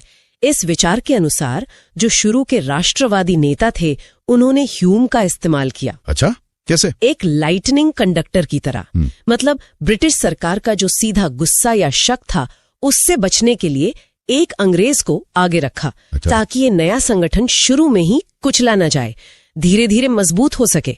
ये एक तरह की चालाकी कह सकते हैं या रणनीति। दिलचस्प। और भी थ्योरीज हैं शायद। हाँ, जैसे आरपी दत्त जैसे मार्क्सवादी इतिहासकार इसे एक षड्यंत्र सिद्धांत की तरह देखते हैं कि ये ब्रिटिश पूंजीपतियों और भारतीय अमीर वर्ग के बीच एक समझौता था। और लॉर्ड डफरिन, जिन्होंने शुरू में ह्यूम की मदद की थी। हाँ, वही डफरिन बाद में कांग्रेस को राजद्रोह का कारखाना यानी फैक्ट्री ऑफ सेडिशन कहने लगे थे। तो मतलब वो कई अलग अलग व्याख्याएं हैं। बिल्कुल, और यही इतिहास की खासियत है। एक ही घटना के पीछे कई वजहें, कई नजरिए हो सकते हैं। सच शायद कहीं बीच में हो। जरूरी ये है कि हम इन अलग अलग विचारों को समझें। सही कहा। तो अगर हम संक्षेप में देखें, कांग्रेस की स्थापना 1885, बॉम्बे, एओ ह्यूम, शुरुआती अध्यक्षों में विविधता, फिर महत्वपूर्ण पड़ाव जैसे सूरत का विभाजन, लखनऊ समझौता, गांधी जी का एकमात्र बेलगांव अधिवेशन, नेहरू का लाहौर अधिवेशन और पूर्ण स्वराज का लक्ष्य। हाँ, और बोस का अध्यक्ष बनना, कृपलानी का आजादी के समय अध्यक्ष होना, और उसके गठन के पीछे के वो सिद्धांत, सेफ्टी वॉल्व बनाम लाइटनिंग कंडक्टर। निश्चित रूप से कांग्रेस भारतीय स्वतंत्रता आंदोलन की कह सकते हैं एक तरह से धुरी रही। इन अधिवेशनों और नेताओं के जरिए ही आजादी की कहानी आगे बढ़ी। ये सिर्फ मीटिंग्स नहीं थी, यहाँ देश का भविष्य तय हो रहा था। और जाते जाते एक सवाल सोचने के लिए छोड़ जाते हैं। ये जो दो मुख्य सिद्धांत हैं, सेफ्टी वॉल्व जो शायद अंग्रेजों के हित में था और लाइटनिंग कंडक्टर जो शायद भारतीयों की रणनीति थी, इन शुरुआती धारणाओं ने अंग्रेजों और भारतीयों दोनों की नजरों में कांग्रेस की छवि और इसके शुरुआती सफर को कैसे प्रभावित किया होगा। हाँ, ये सोचने वाली बात है कि शुरुआत में इसे कैसे देखा गया और उसका क्या असर पड़ा होगा। हम भारत के आधुनिक इतिहास की एक बहुत ही, आप कह सकते हैं, निर्णायक घटना पर बात करने वाले हैं, बंगाल विभाजन। नमस्कार। हाँ, बिल्कुल। खासकर जो लोग प्रतियोगी परीक्षाओं की तैयारी कर रहे हैं, उनके लिए ये टॉपिक समझना बहुत जरूरी है। सही कहा। तो हम देखेंगे कि ये हुआ क्यों, इसके पीछे क्या सोच थी और फिर इसका नतीजा क्या निकला। बिल्कुल। तो चलिए शुरू करते। 1905 में बंगाल का विभाजन हुआ। कहा तो ये गया कि भाई प्रशासन चलाने में दिक्कत आ रही है, पर क्या बात सिर्फ इतनी सी थी? नहीं, यही तो मतलब मामला थोड़ा पेचीदा हो जाता है। हाँ, कागज पर तो यही था कि बंगाल बहुत बड़ा है, प्रशासन के लिए 2 हिस्से करना जरूरी है। अच्छा। लेकिन देखिए, असल इरादा राजनीतिक था। बंगाल उस समय वो राष्ट्रवाद का गढ़ बन रहा था। हाँ, बिल्कुल। और अंग्रेज सरकार इस बढ़ती राष्ट्रीय चेतना को कह सकते कमजोर करना चाहती थी। उनकी सीधी कोशिश थी कि हिंदू मुस्लिम एकता को किसी तरह तोड़ा जाए। फूट डालो और राज करो वाली नीति। बिल्कुल वही। तो घोषणा हुई जुलाई 1905 में और अक्टूबर 1905 से लागू हो गया। ठीक है। तो इसके पीछे मुख्य चेहरा कौन था? मतलब किसका आइडिया था ये, और क्या ये एकदम से हो गया या इसकी कोई तैयारी पहले से चल रही थी? देखिए, मुख्य रूप से तो इसके पीछे उस वक्त के वाइसरॉय लॉर्ड कर्जन थे। Lord Curzon. हाँ, और नहीं, अचानक बिल्कुल नहीं था। कर्जन ने पहले भी कुछ ऐसे कदम उठाए थे जिन्हें काफी प्रतिक्रियावादी माना जाता है। जैसे कि? जैसे 1899 का कलकत्ता कॉर्पोरेशन एक्ट था, उससे निगम में चुने हुए भारतीयों की संख्या कम कर दी गई थी। अच्छा। फिर 1904 में ऑफिशियल सीक्रेट्स एक्ट आया, जिसने प्रेस की आजादी पर और पाबंदियां लगा दी। और 1904 में ही इंडियन यूनिवर्सिटीज एक्ट भी आया। मकसद था विश्वविद्यालयों पर सरकारी नियंत्रण बढ़ाना। तो ये सब चीजें एक तरह से माहौल बना रही थी। मतलब जमीन तैयार हो रही थी विभाजन के लिए। हाँ, कह सकते हैं। ये कोई अचानक लिया गया फैसला नहीं था। तो जाहिर है इतना बड़ा फैसला हुआ तो देश भर में इसकी प्रतिक्रिया भी हुई होगी। क्या हुआ फिर? प्रतिक्रिया तो जबरदस्त थी। मतलब पूरे देश में एक गुस्से की लहर सी दौड़ गई। 1905 में बनारस में कांग्रेस का सेशन हुआ। गोपाल कृष्ण गोखले अध्यक्ष थे। हाँ। वहां विभाजन की कड़ी आलोचना हुई। लेकिन इससे भी ज्यादा अहम था 1906 का कलकत्ता सेशन। दादा भाई नौरोजी अध्यक्ष थे। अच्छा, कैलकाटा सेशन। हाँ, उसमें 4 बहुत महत्वपूर्ण प्रस्ताव पास हुए। स्वराज, स्वदेशी, बहिष्कार और राष्ट्रीय शिक्षा। ये चारों शब्द तो बहुत सुने हैं, स्वराज, स्वदेशी, बहिष्कार और राष्ट्रीय शिक्षा। बिल्कुल। ये आगे चलकर हमारे स्वतंत्रता संग्राम के, आप कह सकते हैं, मूल मंत्र बन गए। इन्होंने कांग्रेस के संघर्ष का तरीका ही बदल दिया। और इस आंदोलन को लीड कौन कर रहा था? मतलब क्या ये सिर्फ बंगाल में ही सिमटा रहा? नहीं नहीं, यही तो खास बात थी। ये आंदोलन सिर्फ बंगाल तक ही नहीं रुका, बल्कि पूरे देश में फैल गया। पूरे देश में? हाँ, अलग अलग जगहों पर बड़े नेता इसे आगे बढ़ा रहे थे। जैसे बाल गंगाधर तिलक पूना और बॉम्बे में एक्टिव थे, लाला लाजपत राय और अजीत सिंह पंजाब में, सैयद हैदर लजा दिल्ली में थे, और चिदम्बरम पिल्लई मद्रास प्रेसिडेंसी में। तो ये दिखाता है कि ये एक अखिल भारतीय मुद्दा बन गया था, लोगों ने इसे अपने ऊपर लिया। ये तो बड़ी बात है, लेकिन मैंने सुना है कि इसी दौरान कांग्रेस के अंदर भी कुछ मतभेद शुरू हो गए थे। हाँ, ये बिल्कुल सही है। विभाजन का विरोध कैसे किया जाए, इस तरीके को लेकर कांग्रेस के नेताओं में मतलब काफी गहरे मतभेद पैदा हो गए थे। अच्छा, किस तरह के मतभेद? दो गुट बन गए थे मोटे तौर पर। एक था नरम दल, जो संवैधानिक दायरे में रहकर पिटिशंस वगैरह देकर विरोध करना चाहता था। हाँ, मॉडरेट्स। और दूसरा गुट था गरम दल, एक्सट्रीमिस्ट्स। वो बहिष्कार, स्वदेशी और पैसिव रेजिस्टेंस जैसे ज्यादा उग्र तरीकों के हिमायती थे। और ये मतभेद इतने बढ़ गए कि 1907 में सूरत सेशन में, जिसके अध्यक्ष रास बिहारी घोष थे, कांग्रेस दो हिस्सों में टूट गई। सूरत स्प्लिट? हाँ। ये तो बहुत महत्वपूर्ण घटना है। जी बिल्कुल, सूरत विभाजन कहते हैं इसे। और इसी उथल पुथल के माहौल में वो मॉर्ले मिंटो सुधार भी तो आए थे ना, उनका क्या रोल था इसमें? हाँ बिल्कुल, 1909 में आए मॉर्ले मिंटो रिफॉर्म्स या भारत सरकार अधिनियम 1909।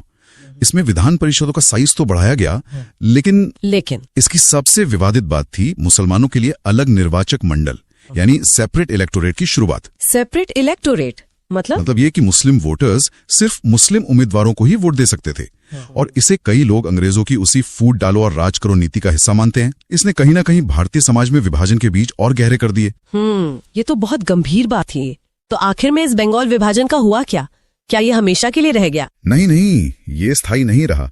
जो इतना बड़ा विरोध हुआ, स्वदेशी आंदोलन ने जो जोर पकड़ा, उसके दबाव में ब्रिटिश सरकार को आखिर में झुकना ही पड़ा।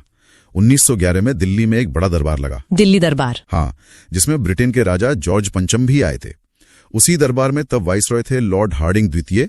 बंगाल विभाजन को रद्द करने का ऐलान किया गया। अच्छा, तो 1911 में रद्द हो गया? हाँ, और साथ ही एक और बड़ा फैसला हुआ।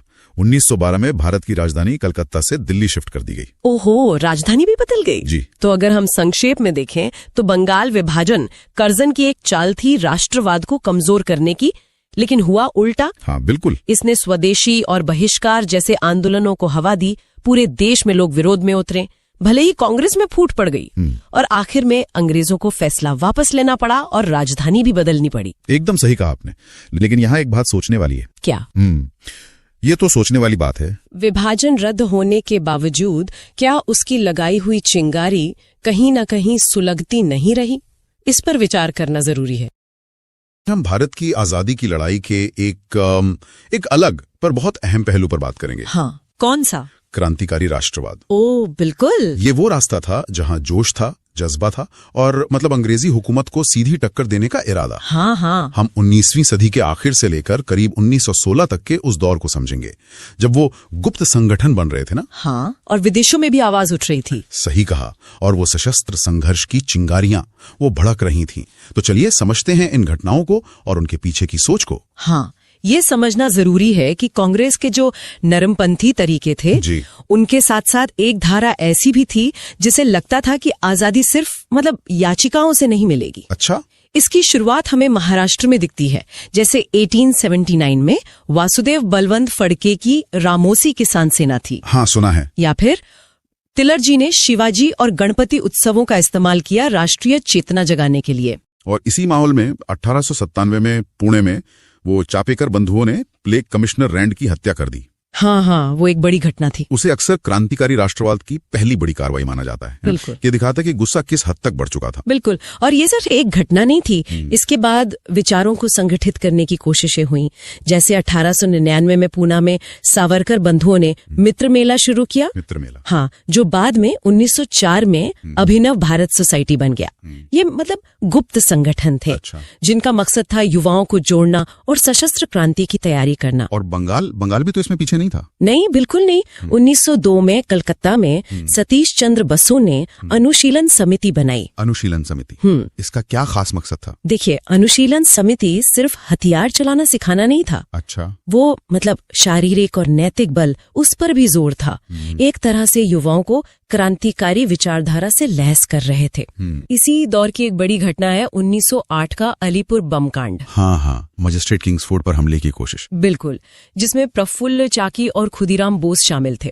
चाकी ने तो पकड़े जाने से पहले खुद को गोली मार ली और खुदीराम बोस को फांसी हुई बहुत कम उम्र में। हाँ, अरबिंदो घोष भी इसमें आरोपी थे, हालांकि बाद में बरी हो गए।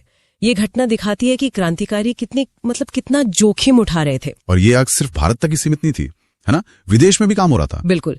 1905 में लंदन में श्यामजी कृष्ण वर्मा ने इंडिया हाउस की स्थापना की। इंडिया हाउस, वो तो बड़ा मशहूर नाम है। हाँ, वो लंदन में पढ़ रहे भारतीय छात्रों और राष्ट्रवादियों के लिए मिलने जुलने और रणनीति बनाने का एक बड़ा केंद्र बन गया था। अच्छा। यहीं से जुड़े थे मदन लाल ढींगरा, जिन्होंने 1909 में कर्जन वाइली की हत्या की थी। ओह हाँ, कर्जन वाइली। इसी तरह 1907 में जर्मनी के स्टुटगार्ट में मैडम भीकाजी कामा, हाँ, वो तस्वीर तो देखी है। वो एक तरह से अंतर्राष्ट्रीय मंच पर भारत की आजादी का ऐलान था। और अमेरिका में भी तो गदर पार्टी बनी थी 1913 में। हाँ, गदर पार्टी सैन फ्रांसिस्को में। उनका क्या लक्ष्य था? उनका मकसद था अंग्रेजी राज के खिलाफ विद्रोह करना, खासकर प्रथम विश्व युद्ध के मौके का फायदा उठाकर। लाला हरदयाल, सोहन सिंह भकना जैसे बड़े नेता इसमें शामिल थे। उन्होंने विदेशों में बसे भारतीयों, खासकर सैनिकों को प्रेरित करने की कोशिश की। फिर 1914 का साल आया, वो तो काफी उथल पुथल वाला रहा होगा। कोमागाटामारू घटना। हाँ, कोमागाटामारू। और फिर पहला विश्व युद्ध भी शुरू हो गया। कोमागाटामारू प्रकरण ने असल में विदेशों में भारतीयों के साथ जो भेदभाव हो रहा था जी, और ब्रिटिश सरकार का रवैया, उसको उजागर कर दिया। जब वो जहाज कनाडा से वापस लौटा और कलकत्ता में यात्रियों पर गोलियां चली, तो इसने क्रांतिकारी भावनाओं को और भड़का दिया। जाहिर है। और विश्व युद्ध शुरू होने पर क्रांतिकारियों को लगा कि ये अंग्रेजों पर दबाव बनाने का सही मौका है। अच्छा। इसी समय 1915 में जर्मनी में वीरेंद्रनाथ चट्टोपाध्याय ने बर्लिन समिति बनाई ताकि विदेशों से मदद जुटाई जा सके। दूसरी तरफ सरकार भी सख्ती कर रही होगी। बिल्कुल। सरकार ने डिफेंस ऑफ इंडिया एक्ट लागू किया।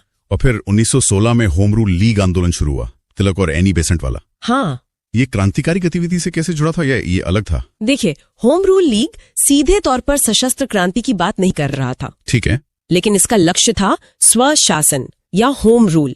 इसने राष्ट्रवाद की भावना को आम लोगों तक पहुंचाया और कह सकते हैं कि एक तरह से क्रांतिकारी और नरमपंथी धाराओं के बीच एक पुल का काम किया इसने। अच्छा। और इसी साल 1916 में ही लखनऊ में कांग्रेस अधिवेशन हुआ। हाँ, जहां नरम दल और गरम दल फिर एक हुए थे। अंबिकाचरण मजूमदार अध्यक्ष थे। बिल्कुल, ये एक बहुत महत्वपूर्ण पड़ाव था। तो हमने देखा कि कैसे महाराष्ट्र की शुरुआती चिंगारियों से लेकर बंगाल के गुप्त संगठनों तक, हाँ, फिर लंदन और अमेरिका में सक्रिय क्रांतिकारी, और फिर होम रूल जैसे आंदोलनों तक आजादी की लड़ाई कई अलग अलग शक्लों में लड़ी जा रही थी। बिल्कुल, ये सभी धाराएं, चाहे वो गुप्त समितियों की हों या विदेशों में कोशिशों की या फिर व्यापक जन आंदोलनों की, सब एक ही लक्ष्य की तरफ बढ़ रही थी, भारत की स्वतंत्रता। हाँ, तरीके अलग थे। तरीके बेशक अलग थे, पर मंजिल तो एक ही थी। सही कहा।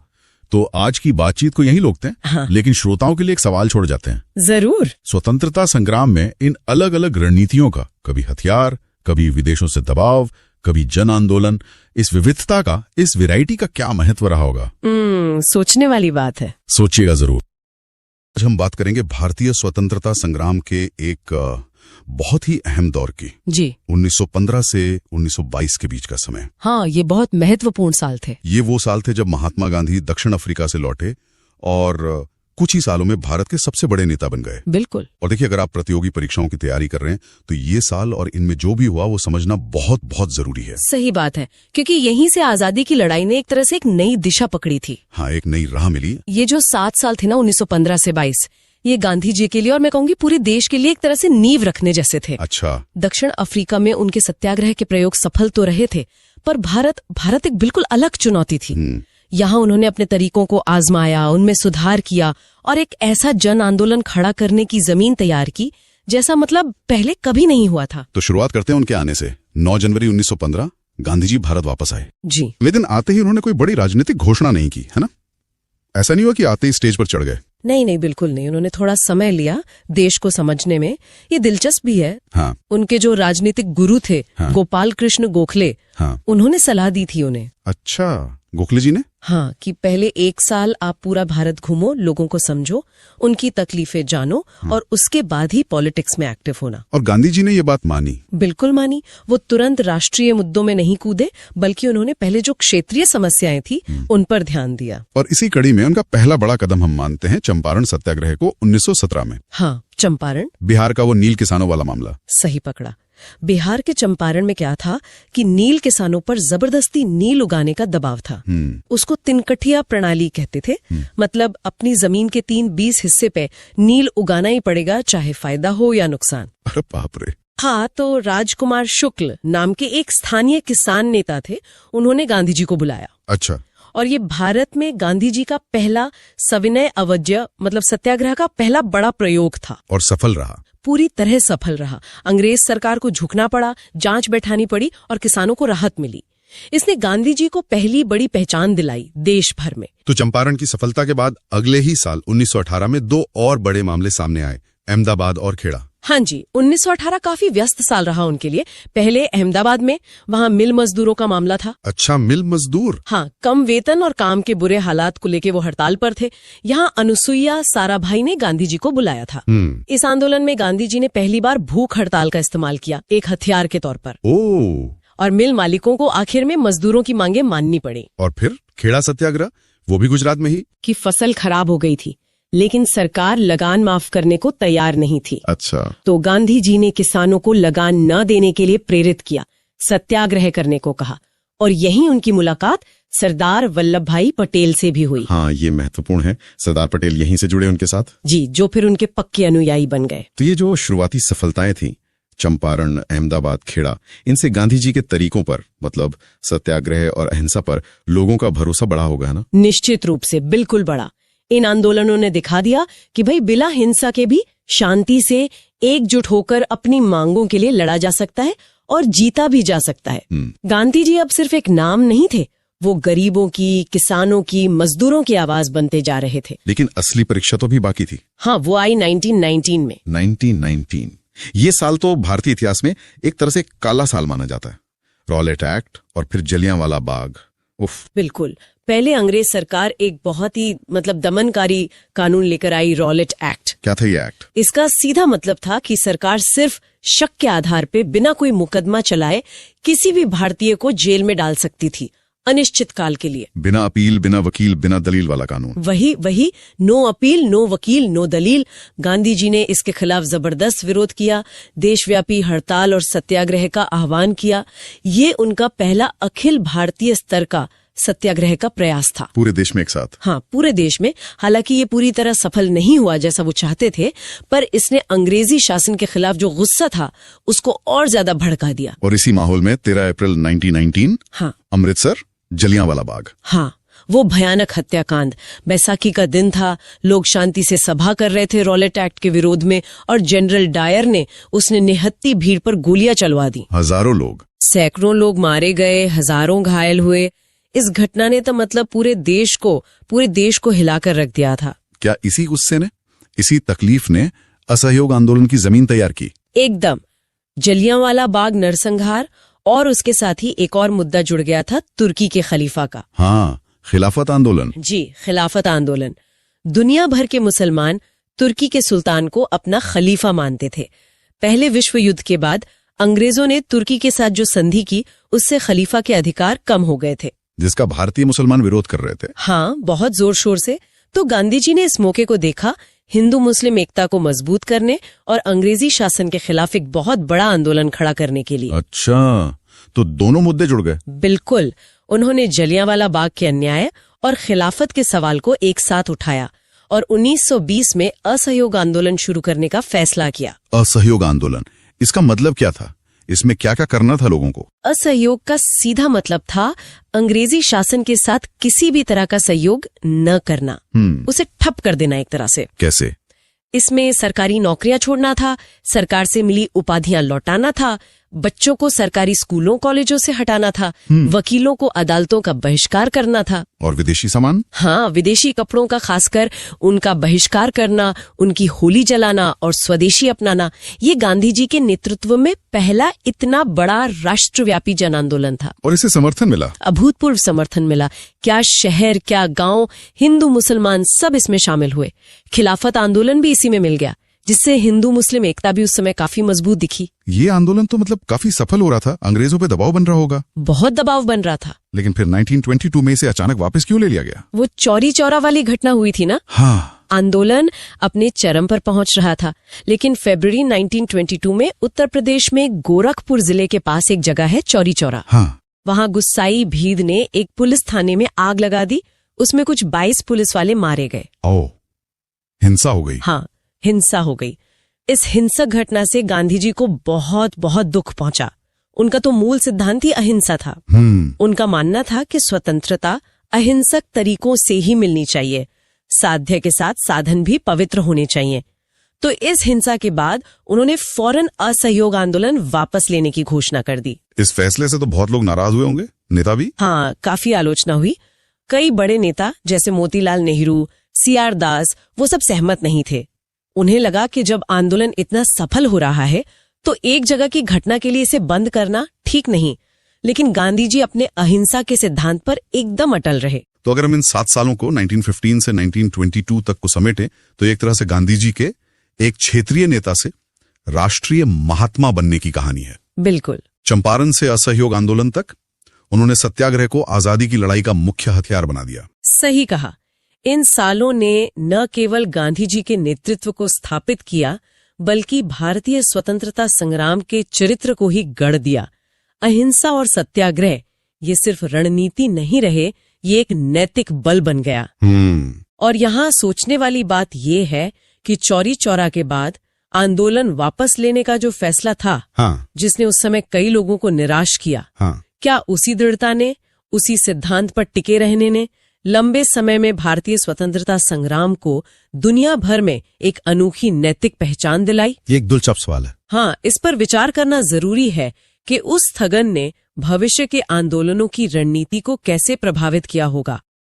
एक बहुत ही दिलचस्प विषय पर बात करने वाले हैं, भारत में समाजवाद का उदय। जी, और ये समझना खासकर उन लोगों के लिए जो प्रतियोगी परीक्षाओं की तैयारी कर रहे हैं बहुत जरूरी है। हाँ, कि कैसे मतलब बाहरी घटनाओं ने और देश के अंदर के हालात ने मिलकर इस विचारधारा को, इस सोच को यहाँ बल दिया। बिल्कुल, शुरुआत शायद कारणों से करनी चाहिए।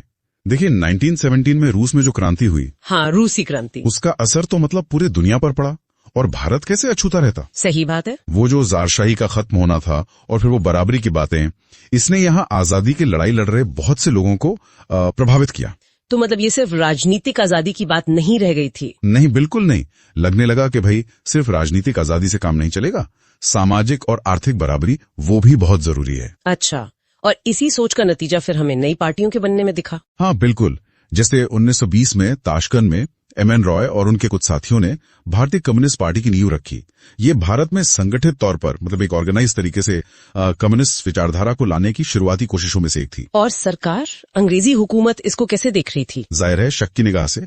आप देखिए 1924 का कानपुर बोल्शेविक षड्यंत्र केस। हाँ, हाँ। उसमें ऐसे डांगे, मुजफ्फर अहमद, शौकत उस्मानी, ये जो शुरुआती कम्युनिस्ट नेता थे, उन पर बाकायदा मुकदमा चलाया गया। तो ये दिखाता है कि सरकार काफी सतर्क थी इन नई विचारधाराओं को लेकर। बहुत ज्यादा। उन्हें डर था कि विचार कहीं ज्यादा फैल न जाए।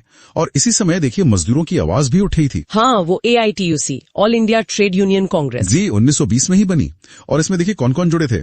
NM जोशी, लाला लाजपत राय, दीवान चमन लाल, जोसेफ वेबस्टा, बड़े नाम थे। ये दिखाता है कि समाजवादी सोच जो है वो मजदूर आंदोलनों को भी एक तरह से राह दिखा रही थी। बिल्कुल। और ये सिर्फ पार्टियों या मजदूर संगठनों तक ही सीमित नहीं था।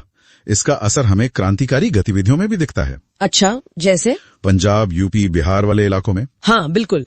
1924 में कानपुर में बनी Hindustan Republican Association, HRA। Ram Prasad Bismil, JC Chatterjee, Sachin Sanyal, हाँ, ये सब लोग। इनका मकसद था हथियारबंद क्रांति, आजादी चाहिए, लड़कर लेंगे। लेकिन फिर इसमें एक बड़ा बदलाव आया है ना। हाँ, 1928 में। हाँ, दिल्ली में फिरोज शाह कोटला में HRA बन गई HSRA, Hindustan socialist Republican association. ये सोशलिस्ट जुड़ना बहुत अहम है। बहुत अहम। ये साफ करता है कि अब लक्ष्य सिर्फ अंग्रेजों को भगाना नहीं था, बल्कि आजादी के बाद एक समाजवादी मतलब बराबरी वाला समाज बनाना भी था। और इसमें नाम जुड़ते हैं चंद्रशेखर आजाद, भगत सिंह, सुखदेव। जी, और फिर HSRA से जुड़े बड़े एक्शन भी हुए, जैसे 1929 में सेंट्रल असेंबली में बम फेंकना, भगत सिंह और बटुकेश्वर दत्त। जिसका मकसद उन्होंने कहा था किसी को मारना नहीं बल्कि बहरों को सुनाना, बिल्कुल, अपनी आवाज हुकूमत तक पहुंचाना। बिल्कुल। और फिर दुखद अंत, लाहौर षड्यंत्र केस में भगत सिंह, सुखदेव, राजगुरु को फांसी, 23 मार्च 1931। ये तो उत्तर भारत की बात हुई। आजादी की लड़ाई का सफर कई अहम मोड़ों से गुजरा है। जी हाँ। आज हम एक ऐसे ही बहुत महत्वपूर्ण दौर पे बात करेंगे, सविनय अवज्ञा आंदोलन। जी हाँ, ये वो आंदोलन था जिसने, आप कह सकते हैं, स्वतंत्रता संग्राम को एक नई शक्ल दी, एक नई पहचान। तो इसकी शुरुआत कहाँ से मानी जाती है, मतलब वो ट्रिगर पॉइंट क्या था? देखिए, इसकी जड़ें काफी हद तक साइमन कमीशन से जुड़ती हैं। 1928 में ये कमीशन आया तो था भारत के संवैधानिक सुधारों पर रिपोर्ट देने, पर अजीब बात यह थी कि इसमें एक भी भारतीय सदस्य नहीं था। अच्छा, मतलब सारे अंग्रेज। जी। और इसी बात पर पूरे देश में जोरदार विरोध हुआ। साइमन गो बैक के नारे लगे। हाँ, ये तो बहुत बड़ी बात थी। हाँ, तो क्या इसके जवाब में कुछ हुआ भारतीयों की तरफ से? बिल्कुल। इसी के जवाब में जैसे मोतीलाल नेहरू की अध्यक्षता में नेहरू रिपोर्ट आई, उधर जिन्ना साहब ने अपने 14 सूत्र रखे। मतलब भारतीय दल भी अपना रुख साफ कर रहे थे कि उन्हें क्या चाहिए। और फिर मामला और आगे बढ़ा लाहौर अधिवेशन में, है ना, 1929 वाला। हाँ, बिल्कुल। दिसंबर 1929, लाहौर, जवाहरलाल नेहरू अध्यक्ष थे और यहीं पर वो ऐतिहासिक बहुत बड़ा फैसला हुआ, पूर्ण स्वराज। पूर्ण स्वराज यानी अब सिर्फ डोमिनियन स्टेटस की बात नहीं, अब लक्ष्य था पूरी आजादी, कंप्लीट इंडिपेंडेंस। तो जब लक्ष्य इतना बड़ा तय हुआ तो फिर आगे की रणनीति क्या बनी? वहीं लाहौर में ही तय हुआ कि भाई गोलमेज सम्मेलन का बहिष्कार करेंगे और 26 जनवरी 1930 को पहला स्वतंत्रता दिवस मनाया जाएगा। हाँ, रावी नदी के किनारे झंडा फहराने की बात भी इसी से जुड़ी है। जी हाँ, बिल्कुल। और यहीं से कांग्रेस ने गांधी जी को अधिकार दिया कि वो सविनय अवज्ञा आंदोलन शुरू करें। और फिर आया वो मशहूर दांडी मार्च। हाँ, 12 मार्च 1930 साबरमती आश्रम से गांधी जी निकले अपने 78 भरोसेमंद साथियों के साथ। ये सिर्फ नमक कानून तोड़ने की यात्रा नहीं थी, ये असल में अंग्रेजी हुकूमत के अन्याय के खिलाफ एक सीधी चुनौती थी। और नमक को चुनना, ये भी तो बड़ी सूझबूझ की बात थी। बिल्कुल, नमक जैसी आम जरूरत की चीज, हर घर से जुड़ा मुद्दा, ये गांधी जी का मास्टर स्ट्रोक था। कितनी लंबी यात्रा थी ये? लगभग 440 मील। 6 अप्रैल को दांडी पहुंचकर उन्होंने नमक उठाकर कानून तोड़ा। और गांधी जी की गिरफ्तारी के बाद क्या आंदोलन थम गया? नहीं, बिल्कुल नहीं, बल्कि और फैल गया। अब्बास तैयब जी, फिर सरोजनी नायडू, उन्होंने नेतृत्व संभाला। किसानों ने लगान देने से मना कर दिया, कहीं चौकीदारी टैक्स बंद हुआ, आदिवासी समुदाय ने जंगल के कानूनों का उल्लंघन किया। मतलब आंदोलन जमीन तक पहुंच गया था। तो जाहिर है सरकार पर दबाव बहुत बढ़ गया होगा। हाँ, बहुत ज्यादा। और इसी दबाव का नतीजा था 1931 की शुरुआत में गांधी इरविन समझौता। अच्छा, तो इसमें क्या शर्तें थी? मुख्य बात यह थी कि सरकार ने कांग्रेस को दूसरे गोलमेज सम्मेलन में बुलाने की पेशकश की। बदले में कांग्रेस ने आंदोलन स्थगित किया और सरकार ने राजनीतिक कैदियों की रिहाई पर सहमति जताई। हालांकि सभी कैदी रिहा नहीं हुए थे, ये भी एक बात है। इसे लेकर थोड़ी कंट्रोवर्सी भी रही है। जी, खैर, समझौते के तुरंत बाद मार्च 1931 में कराची में कांग्रेस का अधिवेशन हुआ। सरदार पटेल अध्यक्ष थे। ये अधिवेशन क्यों खास था? ये बहुत अहम था क्योंकि यहाँ 2 बहुत महत्वपूर्ण प्रस्ताव पास हुए। एक तो मौलिक अधिकारों पर और दूसरा राष्ट्रीय आर्थिक नीति पर। अरे वाह, मतलब भविष्य के भारत का खाका तैयार हो रहा था। बिल्कुल। यहीं पर पूर्ण स्वराज को और विस्तार से समझाया गया और गांधी इरविन समझौते को भी मंजूरी दी गई। और फिर लंदन में गोलमेज सम्मेलनों का सिलसिला चला। हाँ, 3 सम्मेलन हुए थे। पहला 1930 में, जिसका कांग्रेस ने बहिष्कार किया था। दूसरा 1931 में, इसमें गांधी जी कांग्रेस के अकेले प्रतिनिधि बनकर गए, पर बातचीत कुछ खास नतीजे पर नहीं पहुंची। खासकर वो सांप्रदायिक प्रतिनिधित्व और सत्ता हस्तांतरण के मुद्दे पर बात अटक गई। और तीसरा 1932 में हुआ, उसमें कांग्रेस ने फिर हिस्सा नहीं लिया। एक नाम जो इन सम्मेलनों के साथ हमेशा जुड़ता है वो है डॉक्टर BR अम्बेडकर का। जी हाँ, ये बहुत जरूरी बात है। डॉक्टर अंबेडकर ने तीनों गोलमेज सम्मेलनों में हिस्सा लिया था। वो दलितों के अधिकारों के लिए लगातार अपनी आवाज बुलंद कर रहे थे। और ये आंदोलन सिर्फ गांधी जी या गुजरात तक ही सीमित नहीं था, है ना? नहीं, बिल्कुल नहीं। ये पूरे देश में फैला था। जैसे तमिलनाडु में सी राजगोपालाचारी ने नमक सत्याग्रह का नेतृत्व किया। हाँ, और पश्चिमोत्तर सीमा प्रांत में वहां खान अब्दुल गफ्फार खान, जिन्हें सीमांत गांधी या बादशाह खान भी कहते हैं, उनके नेतृत्व में खुदाई खिदमतगारों ने कमाल का काम किया। और सरोजिनी नायडू, उन्होंने धरसाना सॉल्ट वर्क्स पर मार्च का नेतृत्व किया। और मणिपुर नागालैंड में रानी गैडिनीलू का योगदान भी बहुत महत्वपूर्ण था।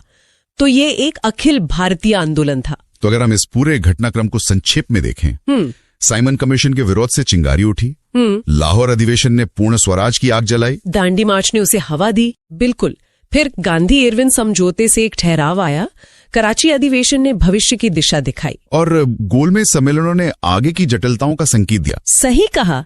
ये सिर्फ कानून तोड़ने का आंदोलन नहीं था, इसने आम भारतीय के अंदर, आप कह सकते हैं, एक राजनीतिक चेतना जगाई।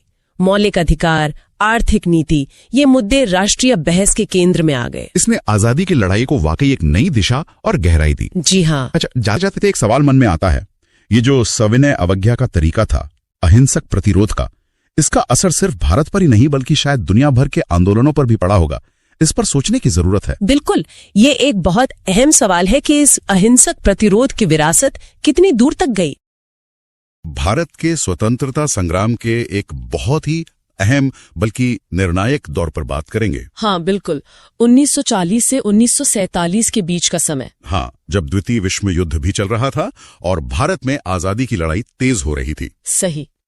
तो आज हम अगस्त प्रस्ताव से शुरू करके भारत छोड़ो आंदोलन, INA और फिर आजादी तक की मुख्य घटनाओं को समझेंगे। और ये प्रतियोगी परीक्षाओं के लिहाज से भी बहुत जरूरी है कि ये सब घटनाएं आपस में कैसे जुड़ी हैं। बिल्कुल। देखिए, बैकग्राउंड में वर्ल्ड वॉर 2 था, ब्रिटेन मुश्किल में था, उसे भारत का साथ चाहिए था। लेकिन भारतीय लीडरशिप अब पूरी आजादी से कम पर राजी नहीं थी। एग्जैक्टली। इसी खींचतान ने अगले कुछ सालों की घटनाओं को शेक दिया। तो शुरुआत करते हैं 1940 के अगस्त प्रस्ताव से। वायसराय लिनलिथगो, क्या था ये? लिनलिथगो ने कोशिश की भारतीयों को मनाने की।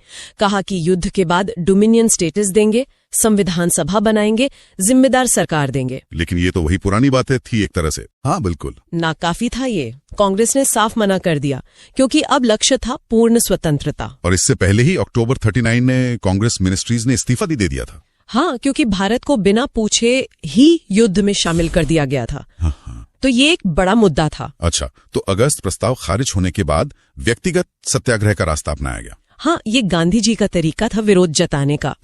सिंबॉलिक था ये। पहले सत्याग्रही विनोबा भावे थे और दूसरे नेहरू जी। हाँ, जवाहरलाल नेहरू। ये दिखाने के लिए कि भारत जबरदस्ती इस युद्ध का हिस्सा नहीं है। ठीक है। फिर 2 साल बाद 1942 में एक और कोशिश हुई, क्रिप्स मिशन। हाँ, स्टैफर्ड क्रिप्स आए। प्रस्ताव लगभग वही था, डोमिनियन स्टेटस, संविधान सभा। हाँ, लेकिन इसमें एक पेंच था। प्रांतों को भारतीय संघ से अलग होने का विकल्प भी दिया गया था। ओह, ये तो मतलब विभाजन का एक इशारा था। बिल्कुल। और इसीलिए कांग्रेस और मुस्लिम लीग दोनों ने ही इसे अपने अपने कारणों से रिजेक्ट कर दिया। तो क्रिप्स मिशन का फेल होना बहुत अहम था। बहुत ज्यादा। इससे साफ हो गया कि ब्रिटिश सरकार आसानी से मानने वाली नहीं, और इसने भारत छोड़ो आंदोलन की जमीन तैयार कर दी। करो या मरो, भारत छोड़ो आंदोलन, 8 अगस्त 1942, बॉम्बे। हाँ, ग्वालियर टैंक मैदान। गांधी जी ने नारा दिया, लेकिन अंग्रेज सरकार भी तैयार थी। मतलब अगले ही दिन 9 अगस्त को गांधी जी और कांग्रेस वर्किंग कमेटी के सभी बड़े नेता गिरफ्तार कर लिए गए। ओह, तो आंदोलन शुरू होते ही लीडरलेस हो गया। हाँ, यही हुआ। अचानक सब लीडर्स जेल में थे। लेकिन आंदोलन तो फिर भी चला, वो कैसे? यही इसकी खास बात है। जनता ने खुद मोर्चा संभाला। अरुणा आसफ अली जैसे नेता अंडरग्राउंड रहकर गाइड करते रहे। और वो समानांतर सरकारों वाली बात? हाँ, कई जगहों पर लोगों ने अपनी सरकारें बना ली।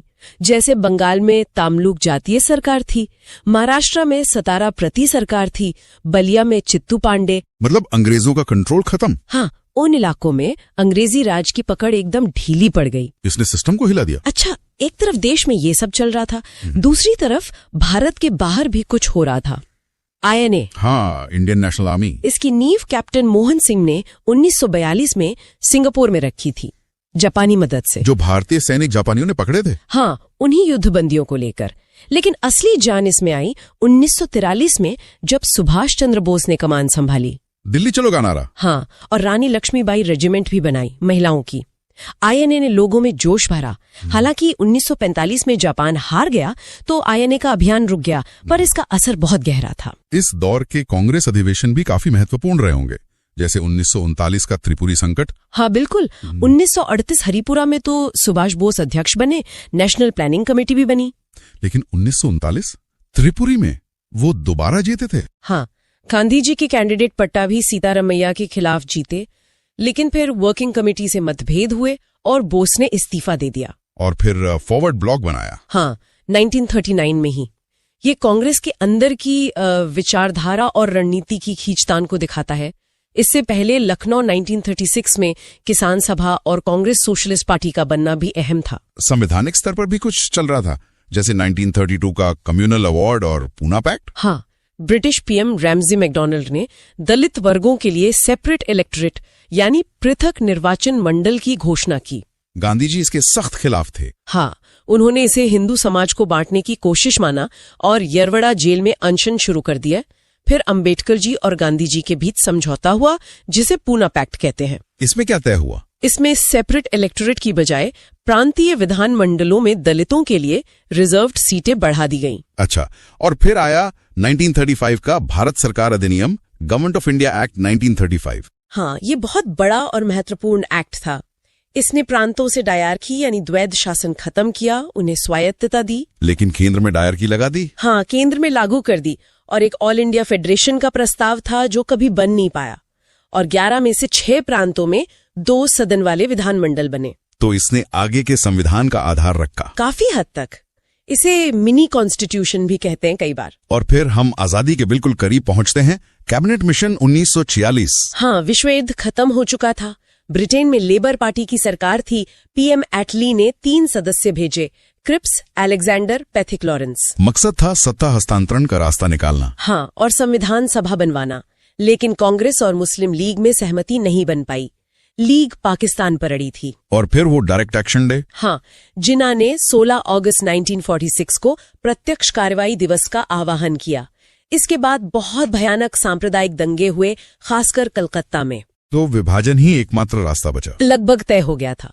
फिर माउंटबेटन आए, उन्होंने माउंटबेटन प्लान या विभाजन योजना पेश की, और उसी के आधार पर इंडियन इंडिपेंडेंस एक्ट 1947 पास हुआ, जिससे भारत और पाकिस्तान बने। तो ये पूरा दौर 1940 से 47 तक असफल बातचीत, जन आंदोलन, हथियारबंद कोशिशें, संवैधानिक बदलाव, सबका एक मिलाजुला रूप था। बिल्कुल, कोई एक चीज अकेली नहीं थी। अगस्त प्रस्ताव, क्रिप्स मिशन फेल हुए तो भारत छोड़ो आंदोलन हुआ। आईएनए ने बाहर से दबाव बनाया, कांग्रेस के अंदर बहस चली, कानून बदले, सब मिलकर आजादी तक ले गए। तो आज की ये बातचीत हम यहीं रोकते हैं। श्रोताओं के लिए एक सवाल जरूर है। हाँ, क्या लगता है, स्वतंत्रता क्या सिर्फ बातचीत से मिल सकती थी, या सिर्फ आंदोलन से, या फिर ये जो अलग अलग तरीके थे, बातचीत, आंदोलन, आईएनए जैसी कोशिशें, संवैधानिक प्रक्रिया, क्या इन सब का एक साथ चलना जरूरी था? ये सोचने वाली बात है। इस जटिल तालमेल पर विचार करना वाकई दिलचस्प होगा। बिल्कुल। और अंततः 15 अगस्त 1947 को भारत आजाद हुआ, भारतीय स्वतंत्रता अधिनियम 1947 के तहत। तो ये थी प्लासी से लेके आजादी तक की एक झलक। व्यापार करने आई कंपनी का साम्राज्य बनना, फिर उसके खिलाफ विद्रोह, समाज सुधार, संगठित राजनीतिक आंदोलन, और आखिरकार गांधी जी के नेतृत्व में जन आंदोलनों से स्वतंत्रता मिलना। ये सफर बहुत लंबा और उतार चढ़ाव भरा रहा है, और इसकी समझ आज भी बहुत जरूरी है। बिल्कुल, ये सिर्फ इतिहास नहीं है, ये हमारे आज की नींव है। और सोचने वाली बात ये भी है कि आजादी मिल तो गई, लेकिन उसके साथ विभाजन का दर्द भी मिला। फिर रियासतों को भारत में मिलाना, एक नया संविधान बनाना, वो चुनौतियां भी कुछ कम नहीं थी। सही कहा, उन पर भी कभी बात होनी चाहिए। और इसी के साथ आधुनिक भारतीय इतिहास पर हमारी ये जो लंबी चर्चा थी वो अब पूरी होती है। जी हाँ, बिल्कुल। एक बहुत ही दिलचस्प सफर रहा ये समझना कि आज हम जहां हैं वहां कैसे पहुंचे। हाँ, सच में। और किन घटनाओं ने मतलब आज के भारत को ये रूप दिया, बहुत जरूरी है ये जानना। बिल्कुल। शायद इतिहास की सबसे बड़ी सीख भी यही है ना, कि भाई वर्तमान को समझना है तो अतीत की परतें खोलनी ही पड़ेंगे, कोई और रास्ता नहीं है। सही बात है। उम्मीद है कि इस पूरी बातचीत से जो भी सुन रहे हैं उन्हें कुछ नए पर्सपेक्टिव, कुछ नए दृष्टिकोण मिले होंगे। जी, और हाँ, एक जरूरी बात, इसी के साथ हमने आधुनिक इतिहास की ये पूरी श्रृंखला, ये पूरी सीरीज भी सफलतापूर्वक पूरी कर ली है। हाँ, ये तो बहुत बढ़िया हुआ। एक मील का पत्थर है ये, हमारे लिए भी और सुनने वालों के लिए। बिल्कुल। तो अगर किसी वजह से मान लीजिए पिछली कुछ जरूरी चर्चाएं सुनने से रह गई हों, हाँ, हो सकता है, व्यस्तता रहती है। हाँ, तो आप चैनल पे जाकर उन्हें कभी भी सुन सकते हैं, मतलब सब कुछ वहाँ मौजूद है। जी, और अपनी तैयारी को और मजबूत करने के लिए ये बहुत मददगार हो सकता है। पूरी श्रृंखला एक साथ सुनने से एक कॉन्टिन्यूटी बनती है। एकदम सही कहा। तो अगर आपको हमारी ये कोशिश, ये सारी जानकारी उपयोगी लगी हो, जी, अच्छी लगी हो, तो एक छोटा सा काम जरूर करें। हाँ, कृपया इसे लाइक जरूर करें और अपने दोस्तों के साथ शेयर भी करें। वो दोस्त जो परीक्षाओं की तैयारी कर रहे हैं, उनके लिए तो ये बहुत काम की चीज हो सकती है। बिल्कुल, ज्ञान बांटने से बढ़ता है। और हाँ, सबसे जरूरी बात, एसएससी गुरु टॉक्स चैनल को सब्सक्राइब करना बिल्कुल न भूलें। जी हाँ, ताकि आगे भी जो ऐसी ज्ञान बढ़ाने वाली चर्चाएं हम लेकर आएं, वो आप तक पहुंचती रहे, आप उनसे जुड़े रहें और अपने उन साथियों को भी जो तैयारी में लगे हैं, उन्हें भी इस चैनल के बारे में जरूर बताएं। हाँ, जरूर, सबकी मदद हो सके, यही कोशिश है। तो ठीक है, आपकी तैयारी के लिए हमारी तरफ से ढेर सारी शुभकामनाएं। जी, पूरी लगन से जुटे रहिए, सफलता जरूर मिलेगी। मिलते हैं अगली बार एक नए दिलचस्प विषय के साथ। धन्यवाद। धन्यवाद।